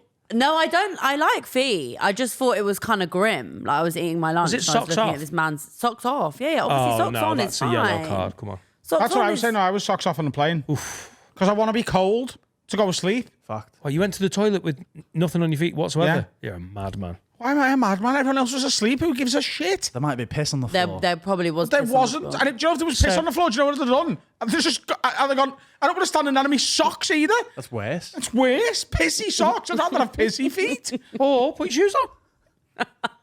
He would if he saw the piss. You're telling me you're asleep on a plane in the bed and you get up to go to the toilet and you're putting your shoes on to go to the toilet. You're a liar and a charlatan. Keep my jeans on. Your jeeps? My jeans. My heebie-jeebies. Do you know he wore jeans to fly to Nashville? 9 hours in jeans. You're lying. They nearly And he was vaping excommunicated as me. well. That is really weird. That's really weird. Listen, I was in business class for the first And we and all, only we time. all You pulled were him in up on it. business And he was like, class, you're all fucking mad. Jeans are great. I love jeans, mate. If I could fly with no clothes on, I would. Yeah, same. You can, but only once. There'd be a little Singaporean lady outside the toilet with underpants. The dressing gown. Please. I don't think it's bad breath that goes in, is it? It's people who let themselves get bad breath. Because you can't Yeah. put a smell in. Because we can't just eradicate smells, but just fucking sort your life out. Brush your teeth. But also, I do think tell other people. Your Like, tongue. I really would hate to think I'd been on a night out and my breath had smelled and no one had told me. I would Yeah. hate to think that. I'd much rather people say your breath smells, and then I would go home. Ta-da, People who don't look after the breath. You got any more? Can I look at my phone? You can. Do you want me to do one from the listener just to... Yeah, Yes, while you please. find it. Max says, room 102, people who put their dogs in prams, what the fuck are you lot doing? Does my head in. Who's that? People do. Yeah, they do. But also, sorry, They're not big dogs. I'm gonna defend that when you have a dog and they're like old, you don't want them to die, so What you will if- do anything for them to stay alive. Right. That is what that's yeah, about. I did If see... they're- Putting them in a pram, do. Well, because if I had a dog that was too old, she couldn't walk anymore. But where are you taking her then? You roll around the park. Just leave it in the house. Taking them out and about. Just leave it in the house. I've never put a dog in a pram, by the way, I have to say, but I would. If Eddie needed to go in a pram, I'd put her in a pram. But like, why don't you just leave it at home? Because she still deserves to go out and about. She's, still living her life. What she's kind not. of dog is that? She's a King Charles Spaniel. So you probably could just carry her then. Yeah, that's true, but I'd quite like the flex of having a dog in a pram. I think it's a bit different if they're sort of like decrepit or injured. Yeah. I think it's the little dog baskets. Yeah. With Yeah. the little, Showy is it dogs. Pomeranians? Pom, and- yeah. a pom. Yeah. Yeah. I get that. Again, there was a guy on the train up here. I heard this meowing, right? And I was like, where the fuck Cat is in that a coming backpack. from? He had a cat in his back, and then he pulled a cat out of his bag. And at first, I thought it was a Furby. You know the toys? Remember Furbies? Yeah. I was like, that's a Furby. And then I was watching it, and I was like, oh my God, it's an actual cat. And it was this also repulsed me. It was on the table where like the next person on the train is going to eat their food. I don't want to interrupt you too much, but is this a grown man? This was a grown adult man. Okay. And the cat was on the table where like the next person's going to come on with their food and eat from this table. And the cat was like licking the table, licking its paw. It was like cat saliva all over the table. And I watched him and he didn't wipe. Like it was really bugging me out. Anyway. Where did you get the train Saliva from? all over I the know, table. it was really weird. It was the journey up here Hills was of Eyes really train? weird. And then I was trying to sort of connect with the man because I was like being like, oh, your cat's really cute. And he was looking at me like, why are you talking to me? And it's like, you have a fucking cat on a train. Like, You're not trying to hide, You're are you? asking What for a dick move. attention. Don't talk about my cat. I'm going to go out and say, though, it would have been weirder if this grown man had a Furby. I don't know. That would be more worrying if he just got out of his backpack, right? I'm going to play with Yeah, that Furby. would have been very noncy. Frankie says, for room 102, pianos in airport departure lounges. Fuck off, we're shattered. You're not Mozart. This isn't BGT. Where are these cunts flying from? I know. Where Well, there's do you one all in live? Euston, isn't there? Yeah, And King's train There's station. one in And St. there's Pancras. always someone on that. There's one in the Pill one. I just think people who hate buskers and stuff like this just don't appreciate beauty and art. Hang on. This is not buskers. This is a piano that's left there for any knobhead to have a go on. When people sit down and play it brilliantly, that's great. What they're saying is fucking pianos are just there for, No, people but like, to just bang out. I've never seen that. Oh, I have. Oh, There's, I've never seen yeah. there's someone one do in it badly. Liverpool 1. There's one at the But top it's of the normally stairs at great Liverpool people 1. who were like, Yeah, I've never seen. I it's agree. children. I've never seen someone bad doing I have. it. What? I've seen I've loads of never. Instagram reels of people being brilliant. In real life, it's just fucking scallies having a bang on a piano. No, in St Pancras, I've only ever seen like incredible people playing the piano. No. I thought you said Saint Pancras. Someone call. Those reels of people being good at it has been getting on my nerves recently. It's been coming up on my algorithm a lot. And at first they were great because they were real. And now they're getting to the point where they've got like 3 cameras set up. And Yeah. like child, And, I know what and one a you're talking child about. comes Celine up Dion. and- a child comes up and goes, "Can I sing? Do you know Celine Dion? Heart goes on." And he goes, then, yeah, I do. Yeah. and then just plays it. The and kid's she wearing a sings it. mic. Yeah. It's got a lapel mic Goes on. my head. Oh And my God. It's presented as like the real Talking video. about something going in room 102, companies doing a fake, we let the Gen Z person produce our marketing reel. And then The it's first one was great though. But why does every company just rip off the original idea so it just becomes the most hack shit? This is Yeah, but lit. the- no cap. Curry's one. Was No, that the it was. first It one? was. Curry's. I No, like it wasn't Curry's. Curry's. It was the one where they're like, "I'm gay." What? Have you not seen that ad? It was a Christmas ad. Oh my God, what was the? It's like Curry's, but it's not Curry's. It's another shop. It's called Richard. What's that shop? No idea. Have you malfunctioned? Can you Google the Christmas advert? Richard sounds. We've got Finn to Google. It's like a really famous. How have you not seen PC this? World. Really famous Christmas advert, would be and they're gay. like, "Hello." Richard Walker. No. No, they're like, that's "Hello, the I'm manager of Grace, and I work at blah, blah, blah, and I am gay." And then the next one's like, "I am a lesbian." Have you not seen this? No. Google like it's what is that? Google, I'm gay. Google Christmas I'm gay advert. Christmas I am advert. I'm gay Christmas advert. Robert Google Dyers. gay. Robert Christmas. Dyers, that's it. What It's is that? crazy. Oh, I have seen It's it. crazy. It's class as well. It's really, It's really funny. really amazing. 9 years ago now. Yeah, it's a Christmas. It's like one of the best things. You have to watch it. Have you seen the new trend of the Gen Z? Yes. The Curry's one. Curry's one was I the first liked. one I saw was great. It's just and been then done. after that, yeah. It's every time I go on Instagram. Just I liked some the one of 70-year-old. the B&B. It was like the mum on TikTok. No. Yeah, no, that was the Yeah. first one. That was You're was that wrong. when Curry's have when copied she's that. Oh, like have they? yeah The Airbnb it was was the the first one. B&B and somewhere random and it was the mum the So girl's you've giving been her had all by these the lines. algorithm there. You've been had. me. And me. They jumped on the trend, stole it, and you're like, "Oh, Curry's did that. Curry's are full of fucking shit, mate." I don't know which one to go with. I'll go with Ginger Panda, because why not? Room 102 suggestion. Calling tall or fat blokes big man. I didn't mind it when I was a kid, but now I'm 30. It always seems to be some 5'8" prick saying it. I'm 6'4". I'd honestly rather be called a fat cunt. Cheers, boys. That's from the Ginger Panda. I'm sorry, but I have absolutely zero sympathy with tall people complaining about anything that comes with being tall. You're tall. You get all the tall stuff. Big man's cool as well. Oh, big Yeah, man. I think big man's kind of a compliment, isn't it? It's a like nice way of cool- acknowledging they're a It's big kind fat of cool. cunt. No, not when they're fat. Yeah, he's just said when it's No, but when I've they're never gone fat. to a fat one. I like big man. If it's someone's, I'll be like, Oh, I like big man. absolutely. Call a big man a big man. What are they fucking? Who's gonna go? If it's a fat person, I think that's quite rude Yeah. because they're like that's an insult. But being tall it comes with all sorts of benefits. You're up there, you can see everything, you can reach everything. Women want to fuck you more. Yeah, basketball career is a possibility. Yeah. You know, It's all true. It's very true. there's like I don't think there's anything wrong zero with it. sympathy for anything tall people complain about. You're tall, you got a good hand, crack on. Yeah. And fuck you on planes. That's when the short man thrives. With leg room. In your jeans. Tall people would never wear jeans on a plane. One more. Michael McBride says, room 102, suggestion. People who cheer and clap in cinemas at big moments can get to fuck. 100%. Oh, I don't know. I Get out. think I do that. It's Marvel. No, you No, don't. you no, I don't. think sometimes I do Are that. you a Marvel nerd? No, Oh. no. So what are you doing it at? No, good. I'm like so enthusiastic when I'm watching stuff, and I forget that there are other people there. What's the last film you watched in the cinema? Well, the last time I got asked to leave the cinema was when I went to see the Amy Winehouse film, which is right. so bad. Yeah, it was terrible. And I was so loud about how bad it was, and I actually got asked to leave. Yeah, So I that's was being fair quite enough, isn't it? animated about How it. many warnings did you get before you were thrown out. One. I didn't leave. I just stopped speaking.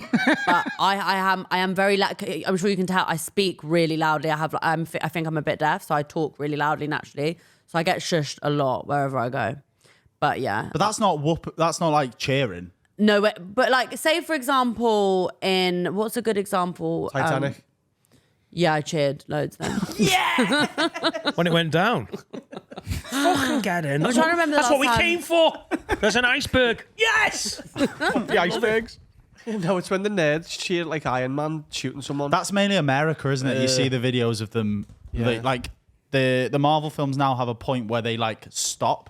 Like in the Spider-Man film, the last one that came out, the original Spider-Men were in it. Spoilers. And Andrew Garfield comes through and stops for 3 seconds to allow people to cheer in the cinema. That's mad. But when you just watch it at home, it looks fucking insane. What, 'cause That's they're giving actually applause really break? embarrassing. They're giving an applause break. That's really embarrassing. Yeah, it's mental. That's like when new comics like write their stat out and they put like Yeah. laughs in brackets. There'll be some laughs here. Pause for And laughter. they predict. It's like when you. And you predict how long a set's going to be, and then it's like 10 minutes short. Or like when you write out a set and then you go, do you know, encore. Yeah. And that bit never gets done. Do you know who I think is the worst for that? Go on. Mickey Rooney. It's the first one of the day. Go on. It's go on allowed. Yeah, it's go on he's allowed. just got to be inquisitive about who it is. It's a game we play in the office to hate each other. Trying to do a So fucking wait, what's the podcast. Mickey Rooney content? So you have to get someone to basically. How does he even remember at that point? We've like fucking, and we've been recording for 4 hours today, and he's like, "I'll get him right at the end when he's tired." If I say, Grace, you haven't. Do you know who's out there? You go, who? I go, Mickey Rooney. You lose a point and I gain a point.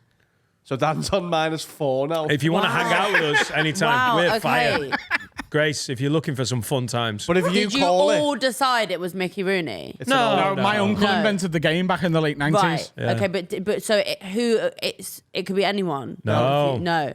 has to be Only Mickey Mickey But Rooney. if you Rooney. call it, if you go, oh, is it Mickey Rooney? Then it flipped. Yeah. I lose a point. you Oh, get a point. okay. If I say I got Jeff you. Goldblum, people might be like, "Why is he here?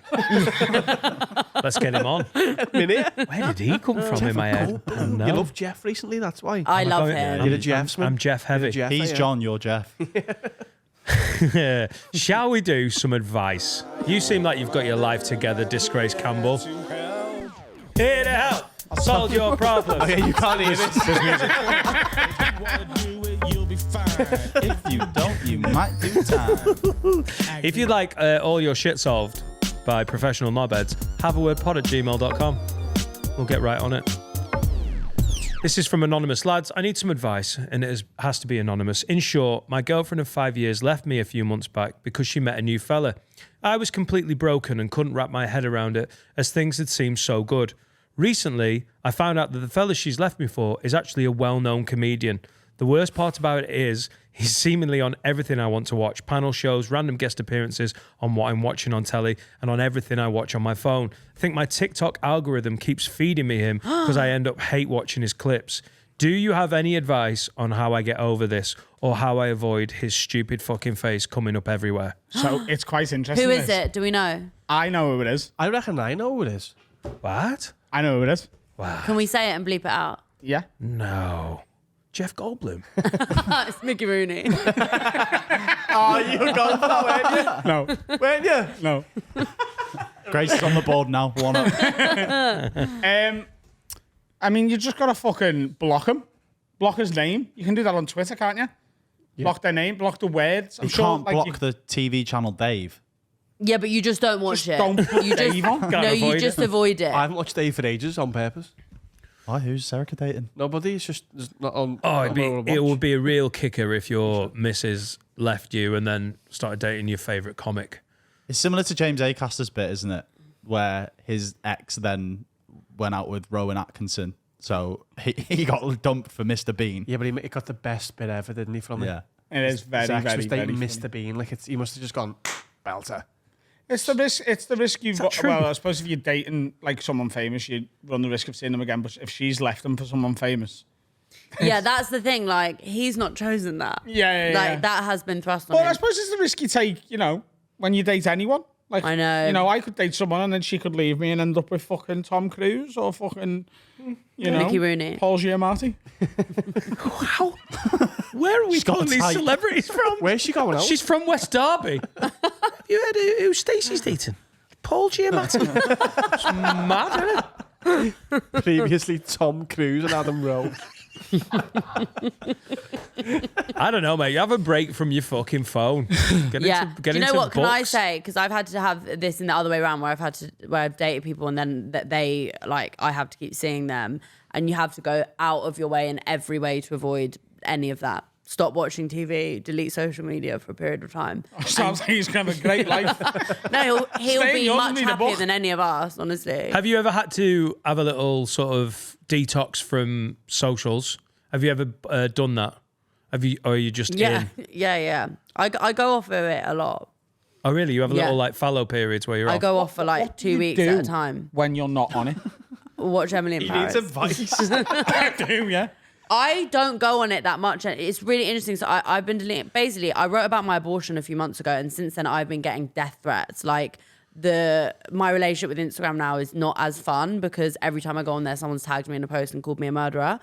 And so I've started deleting it for like periods of time, just because then I'm like, it's so much nicer not being on it.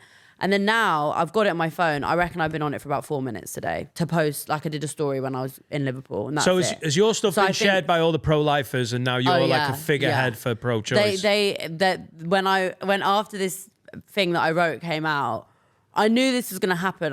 Because people will be like, well, what did you expect? I knew it was going to happen, and that's why I wanted to write about it, because this is why abortions are still really hard to talk about, because when people do, they get this kind of like response, and then that stops people from wanting to do it. But what I said was that I felt no one had prepared me for how depressed I would be afterwards. I was really, really like suicidally depressed for a few months. Like it was not good. And that's all I said, was that like, I think we should be allowed to talk about these things in like a complicated, nuanced way. And then a lot of American pro-lifers took that as me saying I am pro-life and I don't know it. So like I've been writing these really long think pieces about how I actually don't know it, but I am anti-abortion, which is amazing. Like not amazing. It's really funny. But then these people are that they're kind of extreme people. Is it a lot of Americans then? It's all America. Yeah. Yeah. So I think there's no nuance in it. Like, as if you're like, you know what? I'm pro-choice and I'm getting this abortion. I'm not even asked. Like, But this is as what if every woman who's been through that isn't torn at some point, like emotionally. Exactly. And I think this is what annoys me so much with these things. One of the things I wanted to put in room 102, but then I thought maybe this will bring the vibe down, but I've already brought the vibe back down, but I will bring it back up, is I don't think talk enough about it's not like getting a tooth removed or something like that. It is a procedure that has an effect on you and on men as well. Like it for everyone involved. It's like Even if it's the right choice. 100%. But like when I had mine, there was no warning of like what could happen. And so when it did happen, when I like was in a really bad way, I was so ashamed because I was like, everybody has abortions, like everyone gets them. No one has this reaction. There must be something fundamentally weak in me. And then when I wrote this piece, it was just completely mind blowing. And since I've done the show, it's just been mind blowing. The things that people have said to me about it, of them thinking that they were like the only people, because you sort of do grieve a bit. Yeah. Even though you're happy that you could do it, you've lost, like something has gone in your body, and your hormones are used to being pregnant, and then suddenly you're not pregnant. Anyway, we don't talk about it enough. And the thing that I was going to put in room 102 is men who insist on not wearing condoms. I want them to go in room 1. Insist on it. Yeah. Is that a thing? Yeah. The raw doggers. Yeah. But they like, I'm not doing it. Well, like they'll just be like, it's much nicer without. And then you get pregnant. So. Well, guilty as charged. But I've got In a the good room. pull-out game, mate. Great pull-out game. Do you know what I mean? Yeah, that's, Quite a few and some bonks. people do. But like, I also think people know when they have not successfully pulled out, and they should tell you Yeah, that okay. they haven't. Yeah, you 'Cause can then have you that. can take them I on don't think we're going to after. fight you on this one, Grace. No. Obviously, you're not. I win. Yeah, someone very close to me in my life was talking about this because she'd had an abortion, and she was like, I was 100%, and I knew it was right. She was young, and she'd do it again, but doesn't mean that in that moment you aren't like broken by it because you get what's going on. Like this thing of like, oh my God, it's disgusting what you're doing. Like as if that person just rolling into it couldn't give a shit. I find it really interesting. I try and watch stuff I don't believe with so that my algorithm sends me stuff that I don't believe with because I want to sort of hear what other people are saying. And I'm getting a lot of American politics at the minute because of like the election coming up, and I'm interested in it and seeing what's going on in the absolute bin fire that we call the planet. And abortion is such a massive thing in this election. And just as someone who doesn't ever comment on it because it doesn't really feel like any of my business or whatever, I do think we're 1 billion years away from any sort of bridge between the two sides on what people believe when it comes to abortion. Because obviously I'm a very pro-choice person, do whatever you want with your body and whatnot. The problem is that neither side, and this happens with any sort of polarizing argument, I find, neither side wants to acknowledge the other side. They just want to shout at them. So it's like they don't know what the other side believes, really, because people who are pro-life believe that you're killing a baby. Now, I don't agree with that. You know what I mean? People who are pro-choice believe you're not doing that. You're getting rid of some cells in your body that haven't developed yet. Now, they are so far apart as opinions and what beliefs are. And they're so far apart as beliefs. And they're not even remotely the same thing to each other. So both sides are actually talking about two completely different things. Because one side is saying, I don't think we should be allowed to kill babies. And the other side is saying, we're not killing babies, but they believe they are and they believe they're not. Yeah. And there's never, ever, ever. But this is kind of what what I've been doing, and this is everything that I'm saying is that I'm not in any way pro-life, but my point is that the problem that's happened is because we as like pro-choice people are so scared of anyone being like, you're pro-life, that we don't want to say, it was quite difficult what I had to go through, because then we're worried that people will be like, well, we should take away your right to have that freedom, which is a very real fear that we all have, because if you look at what's happening in America, it is being taken away from people. So you don't want to complain, but then it means that there isn't enough of a conversation with other people having abortions of like, FYI, take fucking iron supplements. If you have enough money, have acupuncture, because that is absolutely life-changing. If anyone listening knows anyone going through an abortion, if they can get acupuncture, it just regulates your hormones, because what your body goes through is crazy. And if we had more of that conversation without it being, like you're saying, so fucking extreme of like, if you're on one side, you're going to get cancelled by the other side. And that's the thing that it's very isolating when you're going through it, because you feel like a bad person either way. I think it's really good. We've just had that. Yeah, it feels like a really important chat, but let me follow it with some sex advice. Anonymous lady. Well, okay. Imagine if it was from an anonymous guy. My missus won't let me just raw dog her. She's always going on. How do I improve my pull-out method? Get some fucking acupuncture. Right. Sounds like a nightmare, mate. Leave her. Anonymous. From an anonymous lady. Hi, Lids. I need some anonymous advice. I've been with my boyfriend now officially for coming up 2 months. Oof. We were having sex last week, and in the midst of it all, when I was on top, he called me mistress and tried to encourage me to be more dominant. He asked if I liked it, and I sheepishly said to not be awkward and ruin the moment. I sheepishly said yes, to not be awkward and ruin the moment, but it was an instant turn-off for me, and I find it weird. Everyone's into different things, and that's absolutely fine, but it's not for me. And now my boyfriend thinks it's something I'm into. He keeps on acting submissive in the bedroom, and I don't know how to break it to him that I'm getting weirded out by it. And I also don't know if this is a deal breaker for the relationship. What should I do? I think it's a deal breaker. Well, I think the problem is then now, because you've like gone along with it for a bit, if you turn around and you're like, actually don't like it, he's going to take it personally. Yeah. I think he did talk it personally anyway. It's kink shame after the fact, isn't it? Almost. Yeah. Maybe just try. It's like your kink's giving me the ick, and actually maybe it's too late now, because maybe I have the ick too bad to come back from it. I think... I think break up with him. Sex is I like it. Yeah, you should break up with him. That is the answer, because I genuinely believe that you have to have a similar thing. Like, sex is a huge part of a relationship, and it's not just like a baseline thing. It's a huge fucking deal. Yeah, and the problem is Especially- now you're going to worry that if you say you don't like it, you're going to worry that you are not satisfying him. But you wouldn't be, would you? Well, exactly. And then you're going to just be like, well, He might he's be doing probably something going to else. go and I get with can't someone else. believe he can't pick up on it that she's not into it. Surely, if you're with someone that intimately and they're like, "Yeah, you just do this for me," you'd be able to pick up that No, she's I'm not sorry. into it. I'm sorry. No. A lad's too thick about Yeah, this sort like of stuff. the amount of times that I've had to be like, I obviously did not come. And then they're like, really? And I'm like, were you there?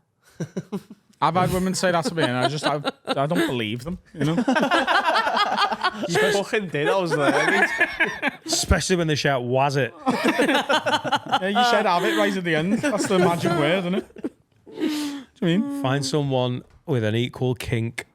You've got to find someone with an equal kink, and it doesn't have to be exactly the same. There's just a margin of error, isn't there? I agree. I do agree. It's a got to be within this, and if compatibility he's thing. up here and you're here, then it's. Yeah, What are you doing? you're never And going you're 2 months in. What are you throwing away? You're throwing away August and July. Put it in the bin. A great way to look at it. So that's an episode. Thank you so much for coming in, Grace. Good luck with the tour. November 8th. Is that right? For the Yeah. Playhouse. Where can we find you? Disgrace Campbell, yeah? Yeah, Disgrace Campbell. Grace Campbell's on Heat is the name of the show. Oh, awesome. Well, it's Thanks been for a having me, pleasure. guys. It's been a Have pleasure. we got a tune to see us out today, Finn, we for do, the audio only? As for the next couple of weeks, I'm going to keep banging on about it. My gigs, 26th of October in the bio. Also, my new single, Outskirts, is available pre-save. Be out on the 10th of October. We've done this in a weird order, so I've not actually announced that yet. I was going to say it, but that's Yeah. So this week, you're going to like this one. This week is a band called All Right Okay, and this is their single called Boys Noise. Both Boys is a Z and Noise is a Z. Hi guys, thanks for having us. We won't be on too long. We are all right, okay, and this is our debut. It's Boys Noise. We won't be on too long. Don't worry. It's a quick one. That's what support acts in music often say, though. Stuff like that, don't they? They come on and they're like, "Don't mind us. We're just gonna play some background shite while you have a little chat." And then the main ones will be on in a bit. Self-deprecation. No. Support musicians don't get the respect that support comedians do. No, you don't have to be No, there. it is true. Yeah, you can just Yeah. turn. You don't have to be there in time. Because also, like, support musicians, the lights are still on. Yeah, Like, yeah. They've still got the house lights on when they're like opening acts on. But for my gig, the supports are fucking great. Who are they? Background shine. Bailey Dowling and Blue Dolphin Wranglers. Oh, my good mates. amazing. So get down early. Bailey who? Dowling. Bailey Oh, I love You him. should just start lying about Julia's who's on friend. support. He's great. He has. They're both class. And Sting as well. And Sting. Yeah, Lily Sting's Allen. going to be there. And Ringo Starr. He's playing the drums. No one's asked. No, yeah. You actually want to sell us out. And A Spandau mystery Ballet. celebrity is playing the drums. Third best drummer in the Beatles, apparently. Thanks, Grace. See you again. Bye, Felicia.